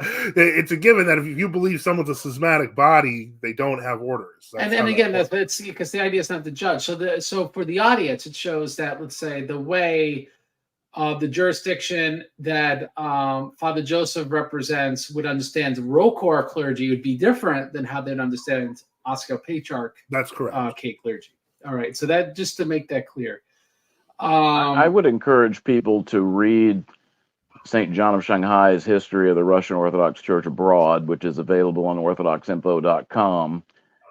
And you'll find that he does not declare Patriarch or Metropolitan Sergius a heretic. He actually expresses a lot of sympathy for his position, and he never condemns the Moscow Patriarchate per se. As a matter of fact, at the end of World War II, he briefly started commemorating Patriarch Alexei I and defended his election. He also, at that time, apparently didn't think that the Russian Church Abroad was continuing to function. And when he found out that it was continuing to function, he stopped commemorating Patriarch Alexis I. But he clearly didn't think that they were all a bunch of heretics. And Metropolitan Philaret, which has been referred to as Saint Philaret, and I hope one day we'll see that being recognized we already did it, universally. But he was ordained, I believe, as an archimandrite, and his father might have even been a bishop under the MP in China after the communists took over. And when he came into ROCOR, he was not reordained or anything like that. So nobody, I'm not aware of any bishop. So there's certain chinks in the armor of saying that all those orders are invalid because they don't have ramifications on ROCOR. But if I could counter, I would say on that that Father John is right. Metropolitan Philaret's father he was a bishop in the Moscow Patriarchate. He actually wrote a letter advocating returning to Russia, and he did return, to the Soviet Union, and he did return to the Soviet Union and died like a month later under mysterious circumstances. But Metropolitan St. Philaret's position on St. John, on how he viewed the Moscow Patriarchate, he referred to St. John's position as incomprehensible. He couldn't figure out how St. John actually viewed the Moscow Patriarchate as having grace. He himself had a very negative personal opinion of the Moscow Patriarchate, referring to them in very harsh terms in his private letters. And so even the Sorrowful Epistle, which is probably the most measured stuff that he wrote on the matter, he refers to Patriarch Alexis as an unfortunate old man that we can't recognize as the head of the Russian Church. All right, I'm looking on a more positive note. What do we have to do to fix this schism, Father Joseph? Between the ROCOR and the True Orthodox, or between everyone? We'll just stick with ROCOR and True Orthodox. To be Your honest, answer could be they have to leave Communion MP. I'm just interested in your answer. that What would has to probably to be the answer. But I think that after 20 years of separation of the people who didn't want to do that and their reorganization into other ROCOR bodies would tell me that the people who are still in communion with Moscow at this point kind of like it. So I feel like it would be kind of, I mean, that would be the basics, but I don't think they'd want to do that. And Father John, what do you think is necessary for this schism to be healed? Well, first, let me just say something real quick about Sure. Metropolitan Philaret, and that's that he wrote a somewhat favorable article about an elder in the Moscow Patriarchate by the name of Elder Tavrian. And the people who later became Hawkna, some of whom are now in the mainstream Greek Old Calendar group, condemned him at the time. And, they hold him up as a banner of orthodoxy, but they condemned him basically and accused him of heresy. And there's an article in which he writes a defense of what he said that's also on orthodoxinfo.com. I believe it's the response to the Elder Tavrian is the title or something like that. But basically what he said is that when we see anything positive in the Moscow Patriarchate, we should acknowledge it. And he certainly didn't say, well, they're a bunch of graceless heretics, but, this guy was not a bad guy, but he's still a graceless heretic. What views he held privately are one thing, but the thing is while he was metropolitan, the Russian Church abroad never condemned the Moscow Patriarchate and said they were without grace. That was never the position of the church as a whole. Now, as far as what would need to happen, I think one thing that might wind up happening that could result in, and I don't think it's going to be like one big fell swoop, mind you, but I could see a lot of the old calendarist true Orthodox groups, as they call themselves, coming back into the fold in the wake of the likely schism with the Constantinople that is likely to hit the fan in 2025. And I think that in the wake of that, there's a lot of things that will start becoming more clarified, and it will probably be easier for people in those groups to come to terms. But ultimately, it's one of those things where it requires goodwill on both sides and people making the effort. And if you compare it again with the old believer system, which I don't believe the old believers, particularly in the early days, were a bunch of heretics. Their faith was Orthodox. Later on, but they had a narrow view, and they were actually, I think, in most of the things that they were saying that they were being treated wrongly about, or the things they were standing for, they had a right to those positions. But nevertheless, because they got so focused on external things, they wound up in schism, and then later on, the Russian Church opened up the door, and basically they established what was known as they're called in Russian staroveri, which means old faith or old believers, but they established, the Russian Church under Catherine the Great established bishops for the Edinaveri, which means the one faith. So they were allowing the old rite to be served again, and many did come back into the church and into full communion, but many more did not. But and one thing that Father Pieman Simon, who's the rector of the Erie Parish, this old rite in Pennsylvania, he was at the 2006 Sabor, and his speech at that council was considered to be one of the more pivotal moments in that council. But he was talking about how the old believers kept moving the goalpost whenever the mainstream Russian church was trying to reconcile with them. They were always coming up with new reasons why they couldn't do it. And he was comparing that with some of the people who were opposing talking to the Moscow Patriarchate. I myself was at the All Diaspora Clergy Conference in 2006, where we first really started to discuss this. And I remember a priest from South America that got up and said, until there's a God-anointed czar on the throne, we cannot enter into communion with the Moscow Patriarchate. Well, obviously, the Russian Church has no control over that question. But the thing is, I guarantee you that if there was a God-anointed czar on the throne, that people of that mindset would say he's not a God-anointed czar because he was anointed by the wrong bishop. So until he's anointed by our bishops, he's not a God-anointed czar. you can always find another reason why you can't reconcile with people. But when you look at church history, you don't get the cartoon cookie, black and white, cut and dried view that is often presented by people who justify their schism. There's a lot of mess in church history, and if, for example, the old calendar was heresy, and if the moment people embraced it, they were therefore no longer Orthodox, then that means the entire church ceased to exist, because everybody was in communion with these bishops, and even the old calendar bishops got their episcopacy from a ROCOR bishop who was New Calendar. And so they got the New Calendar cooties. If you have the cootie view of heresy and anathemas, but that's not how the church actually works. There is ambiguity. There are times when there's sort of the fog of war. Father Joseph mentioned the Meletian schism, and that's a very good example where you had saints on both sides of that schism that we venerate today. And so even saints can wind up on the wrong side of a question with other saints, and that doesn't mean that they're not holy people. It just means that they're still human and that they can be mistaken.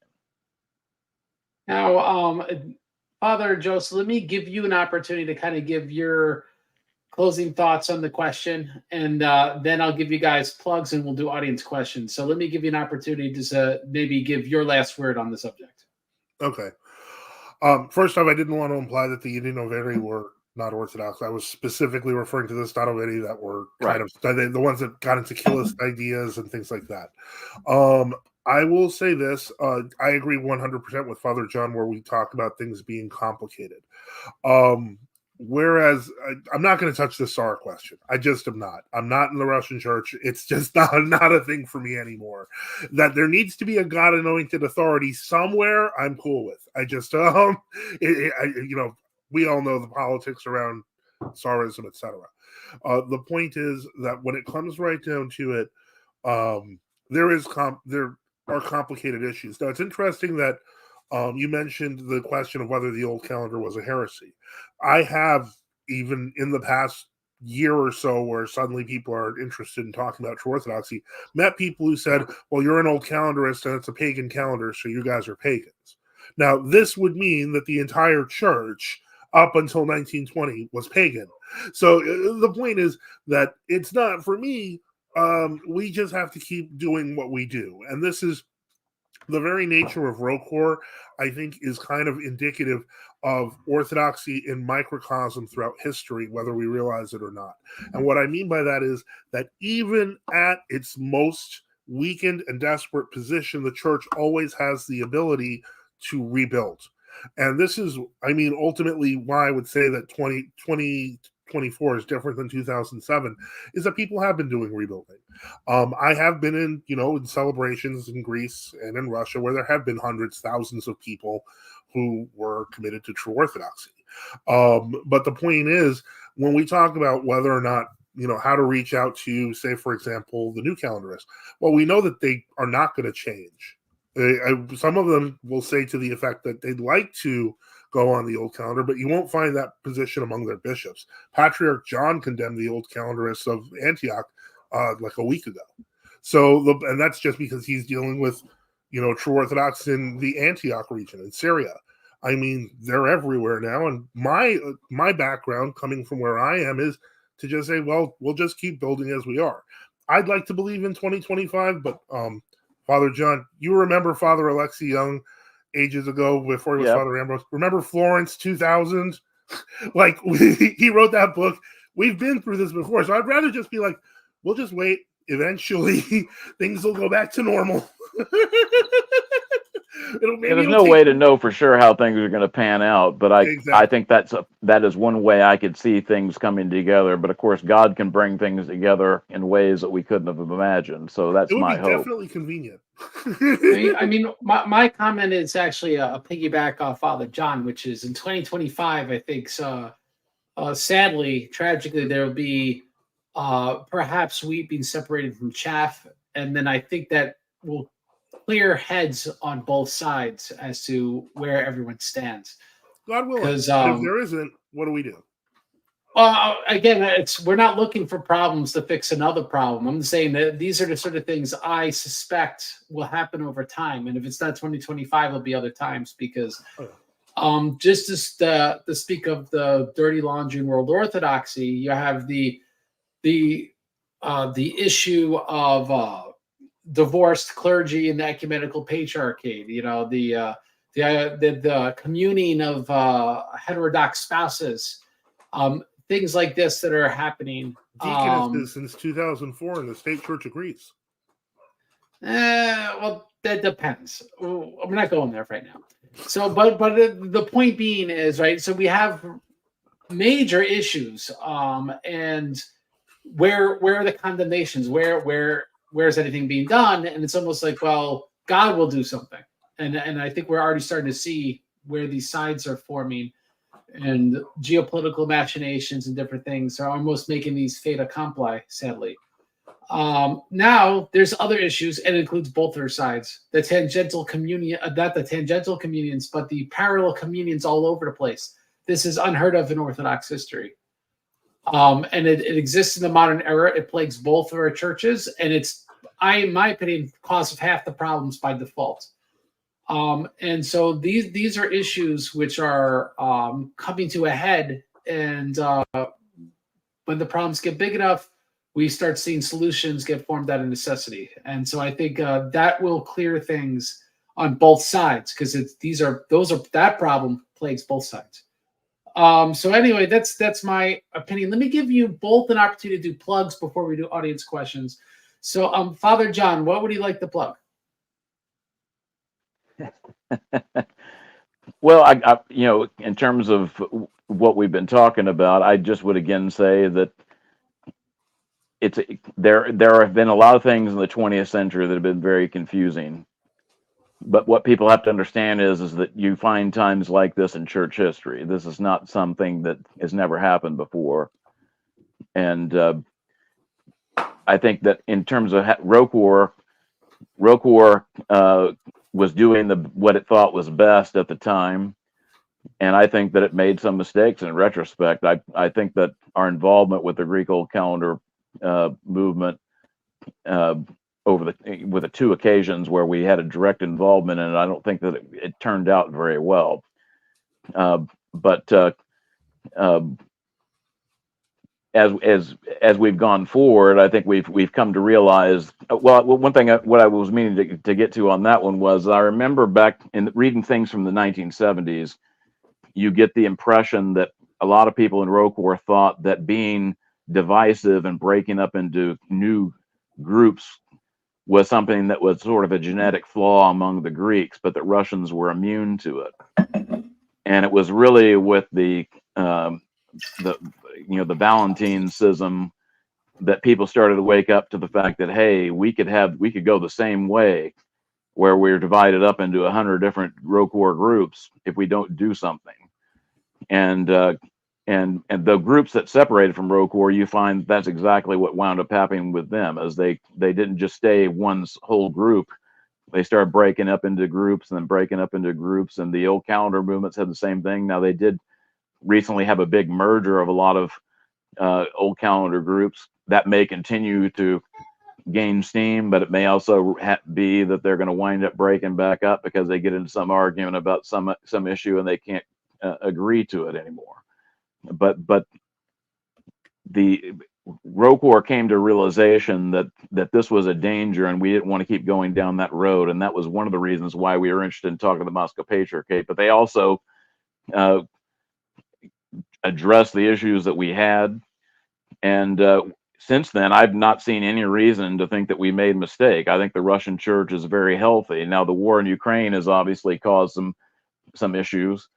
But if you look at church history, the fact that bishops try not to offend politicians in the country that they're in is not something new. I mean, bishops have never gone out of their way to condemn their own government in a time of war.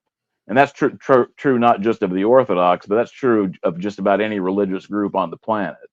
The Archbishop of Canterbury, for example, didn't condemn Great Britain because it was engage in the Opium Wars, for example. You know, they didn't say, hey, we can no longer commemorate the Queen because of what Britain's doing in China, even though that was obviously an immoral war. I can't think of any there are probably a few examples you could point to. It's in the last 2,000 years where Christian leaders have actually spoken out against their government, but that's by far the exception when it's a time of war.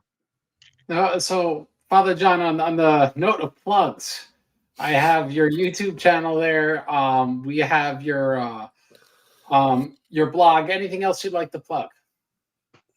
Well, I mean, you see me on different shows. I don't have my own YouTube show, but I am, although it's on hiatus, I've been doing my series of videos about doing reader services. It's just I've been so busy that I'm had to put that on ice until summer. But this summer I'm going to continue working on that. Yeah, please, please, please, audience, go to Father John's channel and subscribe so he can get 1,000 subscribers and do the live streams for his liturgies and stuff. I mean, do him a favor, please.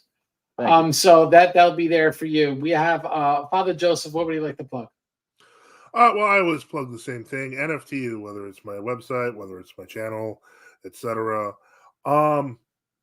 You know, I would like to take a moment, you know, so if you get a chance, nftu.net, or you can follow our YouTube channel. I assume it might be linked here. I have been doing, you know, kind of doing this sort of thing for, well, about 2 decades now. It's going to be the 20-year anniversary of the website in August, where I had been reporting on, you know, news about world orthodoxy, true orthodoxy, ecumenism, etc. I would like nothing more than for ecumenism to go away among the Orthodox. I completely agree with what Father John said. I remember when people used to say that the Greeks are so disunited, but the Russians aren't. Well, look at it now. And then you have Romania, and you have Bulgaria, and you have, and what we're missing in all this confusion is that there's a great flowering of faith going on that is sometimes reorganizing better, sometimes not. But it's a process. What I've seen in 20 years to me is nothing short of miraculous. And so, you know, I mean, I think as long as people keep talking, eventually things will work. And as long as we make orthodoxy and the teaching of the church the basis by which we come to agreement, we'll see greater and greater things happen. I have faith in that. Or the Antichrist is coming. No idea. But I feel confident, at least these days. So, yeah, my channel, nftu.net, or just go to NFTU News and Apologetics on YouTube. Now, I'm going to share a couple links, and it's to orthochristian.com. Is that a website both of you guys follow? I think that's Father Jesse Dominic's. Is that? Or yeah, is that well, Christian.ru? Yeah. I know he's not a clergyman, I don't think, but I thought he was a priest. I don't think so. I think he just Jesse translates. Dominic's a layman. Last I was aware, but I saw him in 2019. He just translates for the Russian website. Maybe I saw TR and assumed it was PR. I don't know. Okay, anyway. Well, anyway, this because in the last month, it seems like Southeast Asia is on Orthodox fire, which is great. We see regular Orthodox services being held in Laos for the first time. And so I rejoice in God that is occurring. I'm going to share and you can see this at orthochristian.com. There's our Laos Orthodox service be held in Capital on a regular basis. That's how it starts. It started in Cambodia at the Bulgarian embassy. They have an iconostasis there. So we have that. And it looks like Father Joseph disappeared. So hopefully he'll come back real soon. I also want to show, let's see, another article on orthochristian.com so people are aware of the missionary work that's happening. A new Orthodox parish community in Vietnam. And I guess I scrolled to the bottom because I was hitting the link, but here we go. This was something because for a long time, from what I'm aware, Orthodoxy was actually illegal. It wasn't legally recognized, which is kind of common in Southeast Asia. They give legal recognition to certain what they call sects. Obviously, Orthodoxy is not a sect. We are the true church. But now Orthodoxy is allowed to exist in Vietnam and is now adding parishes. As you can see, some people are aware, that's a lot of Russian-looking faces, and it's because generally that's how these parishes start, just like in biblical times. It starts among the converts in the synagogues in biblical times. Today, it starts among the Russian expat communities, and from there we evangelize locals to the Orthodox Christian faith. And so I bring this up because I just came back from Cambodia. I'm happy to see that the mission there has made incremental improvements from last year, and by God's grace, will continue to every single year. And it's unlike Vietnam and Laos, we got church buildings in Cambodia. We're very blessed. We're kind of working ahead of a lot of other missions in parts of Asia, and so we're starting ahead, which is why we could offer hospitality to those who want to go on a pilgrimage there. Want to visit the churches in Thailand and Cambodia. Those who want to do mission work there, we could offer places to live. This is something where I'd like people to get in the ground floor and really support the mission in Cambodia, and that's always my plug. Is consider doing that or donate financially. orthodoxchristiantheology.com/donate. This is a time of year where it's actually we get our most donations because of the tax returns. So please consider supporting the mission in Cambodia, or consider, if not financially, through prayer or through becoming a missionary yourself.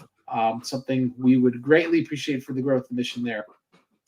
Now we're going to just get into some audience questions and comments with our esteemed panel here.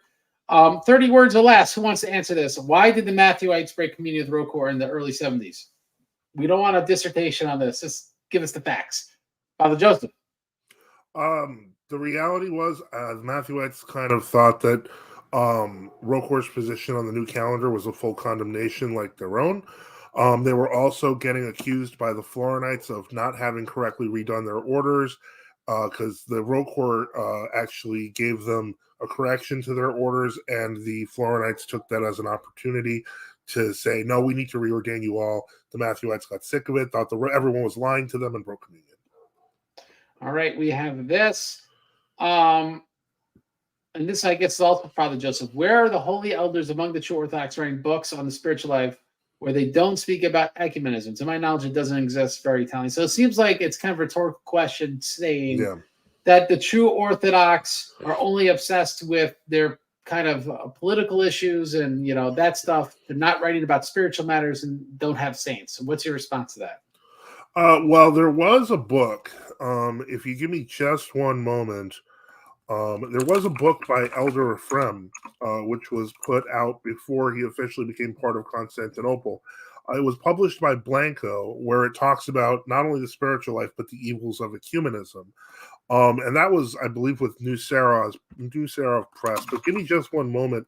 But the point is, there are Orthodox elders who have talked about ecumenism, and even some people who are recognized as elders among world Orthodoxy also talked about ecumenism. Elder Paisios talked about ecumenism, even though he said he didn't want to break from Constantinople. He was negatively disposed towards ecumenism. I'm pretty sure Elder... Is it Ali of Elder But are there Cleopa of any Romania? true Orthodox saints that are the same? I think that was the question. The concept of elderism is itself, in my opinion, kind of suspect. And I think, Father John, you would understand why we would say that. Having dealt with an anti-ecumenist elder who happened But I guess let me frame the question maybe a little differently then. Mm-hmm. The true Orthodox have saints. You have a martyr that the Greek police killed. You have Saint Philaret of New York. There's a lot of saints. And do you have any spiritual saints? Any ascetics?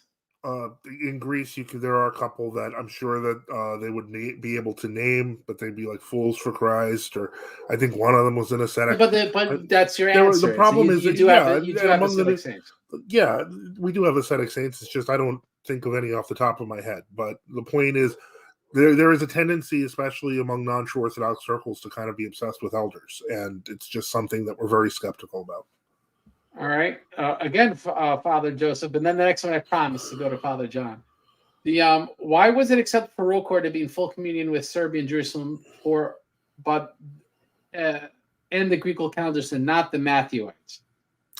Or maybe that's a Father John question. Yeah, that's a weird question. Father John.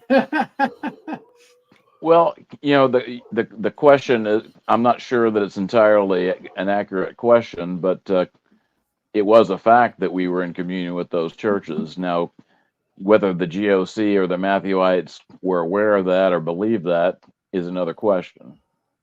All right. World Council of Churches, let's bring it up very quick.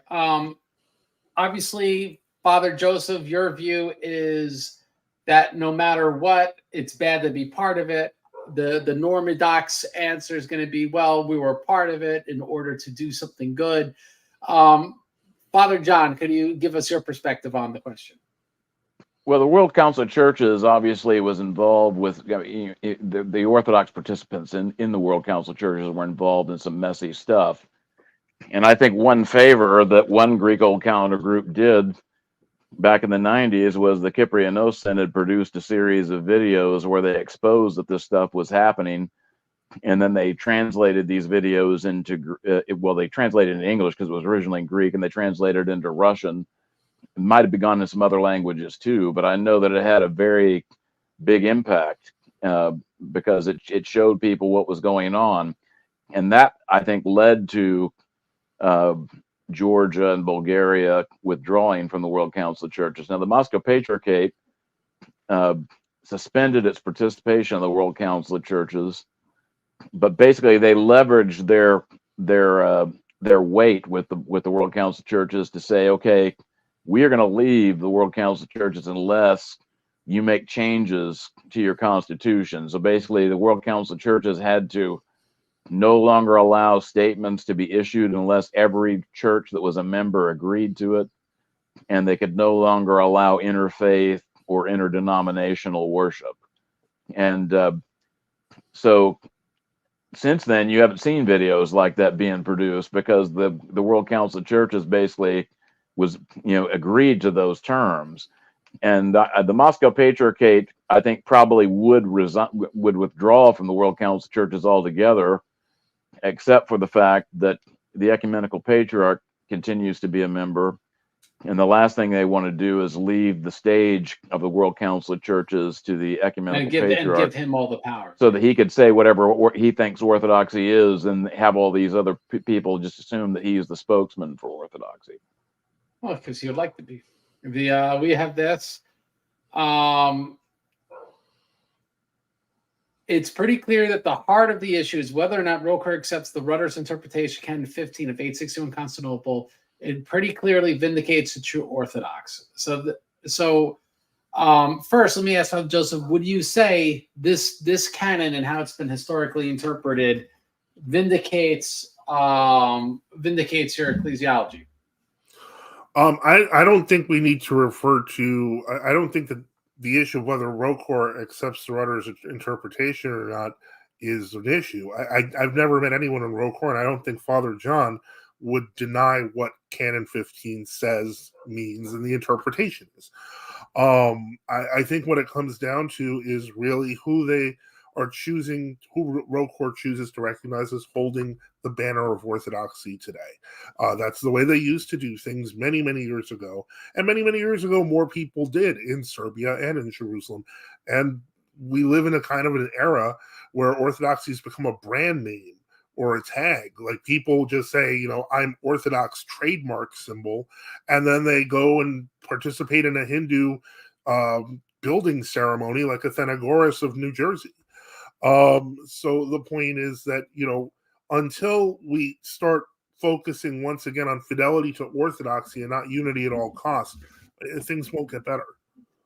Father John, response? Well, the thing about Canon 15 of the First and Second Synod is that it says that you can withdraw from a bishop who's preaching heresy publicly. It actually doesn't say that you have to withdraw from that bishop. It says that you can, and it also doesn't say go set up your own parallel jurisdiction prior to a synodal verdict. Now, Canon 13 of that council says that you cannot withdraw from your bishop because he's breaking the canons, even though he might really be breaking the canons.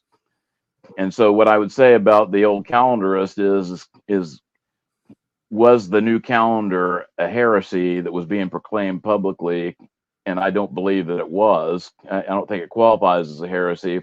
We've, for the reasons aforementioned, partly because everybody would have gone into heresy if that was true.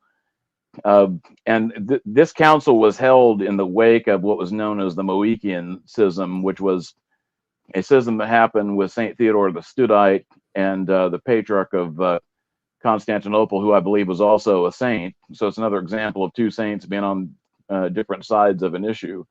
But it was over a emperor who divorced his wife for no good reason and wanted to enter into a fourth marriage, which was uncanonical. And the Patriarch of Constantinople didn't perform that wedding, but he also didn't prevent a Archimandrite from performing that wedding, and that resulted in a schism that took some time to heal. And so I think that 13th canon was really designed to prevent that from happening in the future.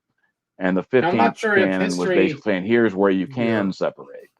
I'm not sure history rhymes or repeats, but I think that's a few different episodes all conflated into one. Yeah, the divorces and stuff. If I seem visibly upset, it is because I'm sure you know the rest of the canon where I'm talking about whether it's pseudo bishops or not, and that can be debated. But more upsetting is the fact that I've seen this from a number of different people in world Orthodoxy, a number of apologists, a couple of one or two priests, etc., saying, and I'm shocked to hear you say it, because I've always respected, your fidelity to staking, being straightforward with things. If you say that person's a heretic, but you don't have to break with them, well, then what's the point of the canon to begin with? I mean, well, the key question is how clearly is heresy being preached? And I personally, if I was in a situation where my bishop was proclaiming heresy and it wasn't an ambiguous statement, I wouldn't have any qualms about not commemorating him. But that canon does not say go forth and establish your own jurisdiction. Right, no. Now, I do think a priest in that situation would have every right to appeal to another bishop if there was one that he could appeal to and come under his omophorion. But that's a little bit different. But so the canon does provide grounds for people to withdraw from people who are preaching heresy. But in the case of the new calendar, I don't think it qualifies as heresy. And as a matter of fact, I don't usually hear even old calendarists try to argue per se that it was a heresy. What they try to say is that it was sort of a part of the agenda that was heretical, which was ecumenism. Yeah. But when the Greek Old Calendar is separated from the Church of Greece originally, they were just breaking over the calendar. They were not breaking because they said you've got an ecumenist agenda. It was only later on that argument began to be made, but it wasn't the initial argument. Well, no, and that's fair, but I don't know how aware you are of this, but even in the 1940s, when the monasteries of Mount Athos were protesting, the Patriarch of Constantinople was actually, he said in writing that we'll settle this and we'll restore everything to normal. They didn't know about it because that encyclical was barely well known until the 50s. So yeah, the people were operating on intuition. I don't doubt that, but that didn't mean that they had the right to lose access to their churches and be killed. I mean, because that's what happened. It wasn't like these were random people. The state action was anyone celebrating on the Russian holiday was getting arrested. Oh, Father Joe, it's not like you got killed. Stop taking it so personal. Well, but the thing about that is while I would say that the Church of Greece handled that situation very badly, it's entirely parallel with the way the old believers were handled. They were persecuted, and yet, we don't say that the old believers were right. Yeah, but there's a big difference. The old believers were not following consistency with the rest of the church, whereas the new calendar was an innovation. It's exactly the opposite as the old believers. Well, what they were doing, though, is they were insisting on holding to the practices that have been handed down to them, and I can entirely sympathize with why they would say, you trying to say that my grandma and my grandfather were heretics because they made the sign of the cross this way? You're trying to say the books we've always been using are heretical? I think that whole situation was very poorly handled. And there's other things they could point to. If you read the autobiography of Archpriest Avicum, he points out things like, well, this metropolitan from Syria, they went into his cell because he was participating in the council of 1666 through 1667, and they found pounds of tobacco. So this guy smoked. And what he didn't know was that the patriarch of Antioch that participated in that council was actually in secret communion with Rome. That's one thing that Father Peter Here's book points out. And so there's lots of reasons why they could point to say these people were bad, these people were not trustworthy, but we still don't say that they were right. Well, but that's now why the I say Moscow that there's Patriarchate sells cigarettes, so there we go. We solved it. Well, the point I'm trying to make is that in this case, it's still the opposite, which is why the true Orthodox in Greece had so much sympathy, because what was being introduced and what they were resisting was the position of the rest of the Orthodox world. And so, it's weird to say that they're fighting against an innovation that the Russian Church itself does not hold. As a priest of the Russian Church, I would think that there would be more sympathy, and there was certainly at the time, and even among the Serbians. So I mean, it was. I'm going to table this discussion because it would be screwing up part 2. Because this episode's, well, why not? This one's about the schism. And then what we could talk about next time, perhaps by God's grace, would be the question of orthodoxy on some of these questions, because there's a given that, well, the true Orthodox are actually orthodox in all these questions, and there should be some pushback because there's theories of ecclesiology that are different, and so this is a question that we just can't solve tonight. Tonight was about the schism, and there's a great back and forth there, but if we're going to unpack, well, this is Orthodox, this is heterodox, I think we would need more time to do that than in response to that audience question. I have this comment here, which is all ROCOR in Brazil now follow Ongafongo Metropolita. I didn't hear about that. What happened there? I'm not sure that we don't have any parishes in Brazil, but the thing is, at the 2003 all clergy council that we had, what I saw from the representatives from South America was largely people who had been very isolated and whose communities had dwindled down significantly from what they used to be. We used to have something like 3 or 4 Latin American bishops.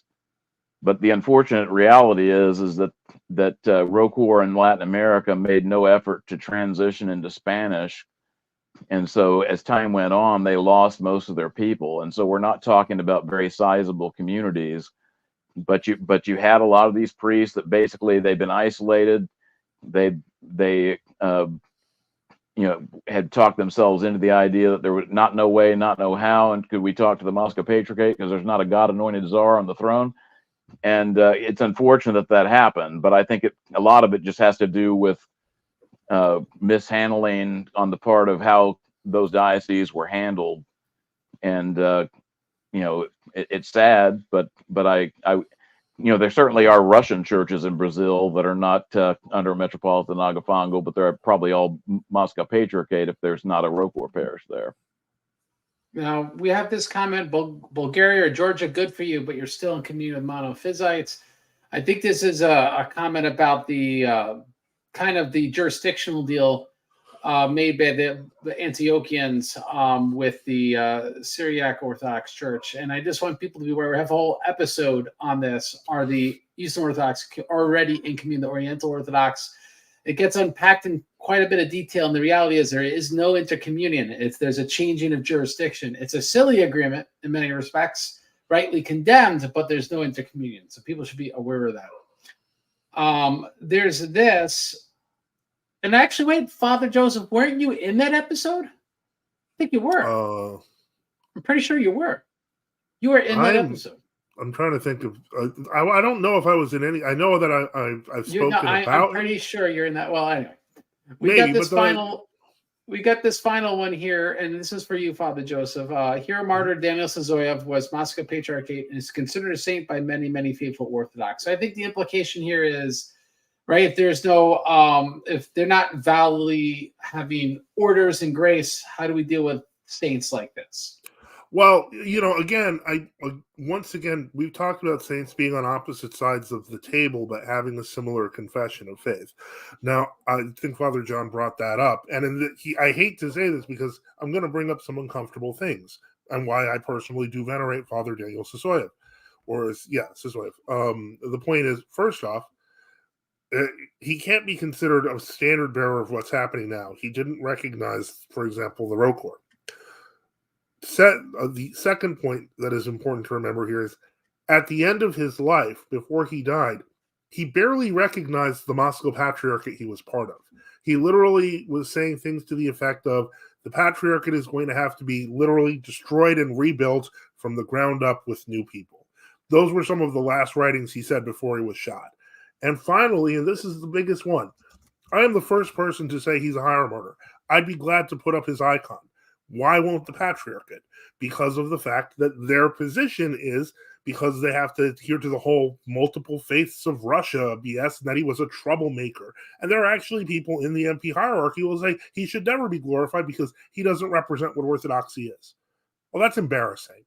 I certainly think he does, even if he didn't agree with my synod. I'm sitting in a room with an icon of Father Daniel Sysoev. That's why I say I respect Father John here, because he's.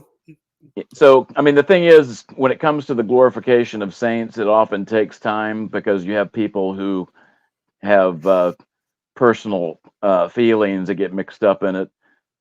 When St. John was glorified, Archbishop Anthony of Los Angeles was adamantly opposed because he knew St. John, and St. John came into California, and Archbishop Anthony thought that all of California belonged to him, and he wasn't happy with it. But one thing that was very interesting was, although he absented himself from the services before the services were over, he showed up, and I was told that he had a dream about St. John, and that's why he decided to go ahead and come. So these kinds of things happen. But I have no doubt that Father Daniel is going to be glorified as a saint. I will say two things. One, similar things happen with St. Philaret, because a lot of people, including like Vladimir Moss, was actually not a fan of St. Philaret before he was glorified, but he accepts them now. But the problem is that with martyrs, that's usually an instantaneous process. This, like, he should have been glorified ages ago, because there's nothing. Well, you see this in other cases, though, like that soldier of Vasily, who was killed by the Chechens and tortured to death because he wouldn't take off his cross. He's not been officially glorified, but I think that the Moscow Patriarchate, they have a process for these things, and it takes time. I mean, when they glorified the new martyrs in 2000, for example, they didn't glorify every last new martyr by name that we had glorified. They investigated their lives. They've been adding, saints to their list constantly.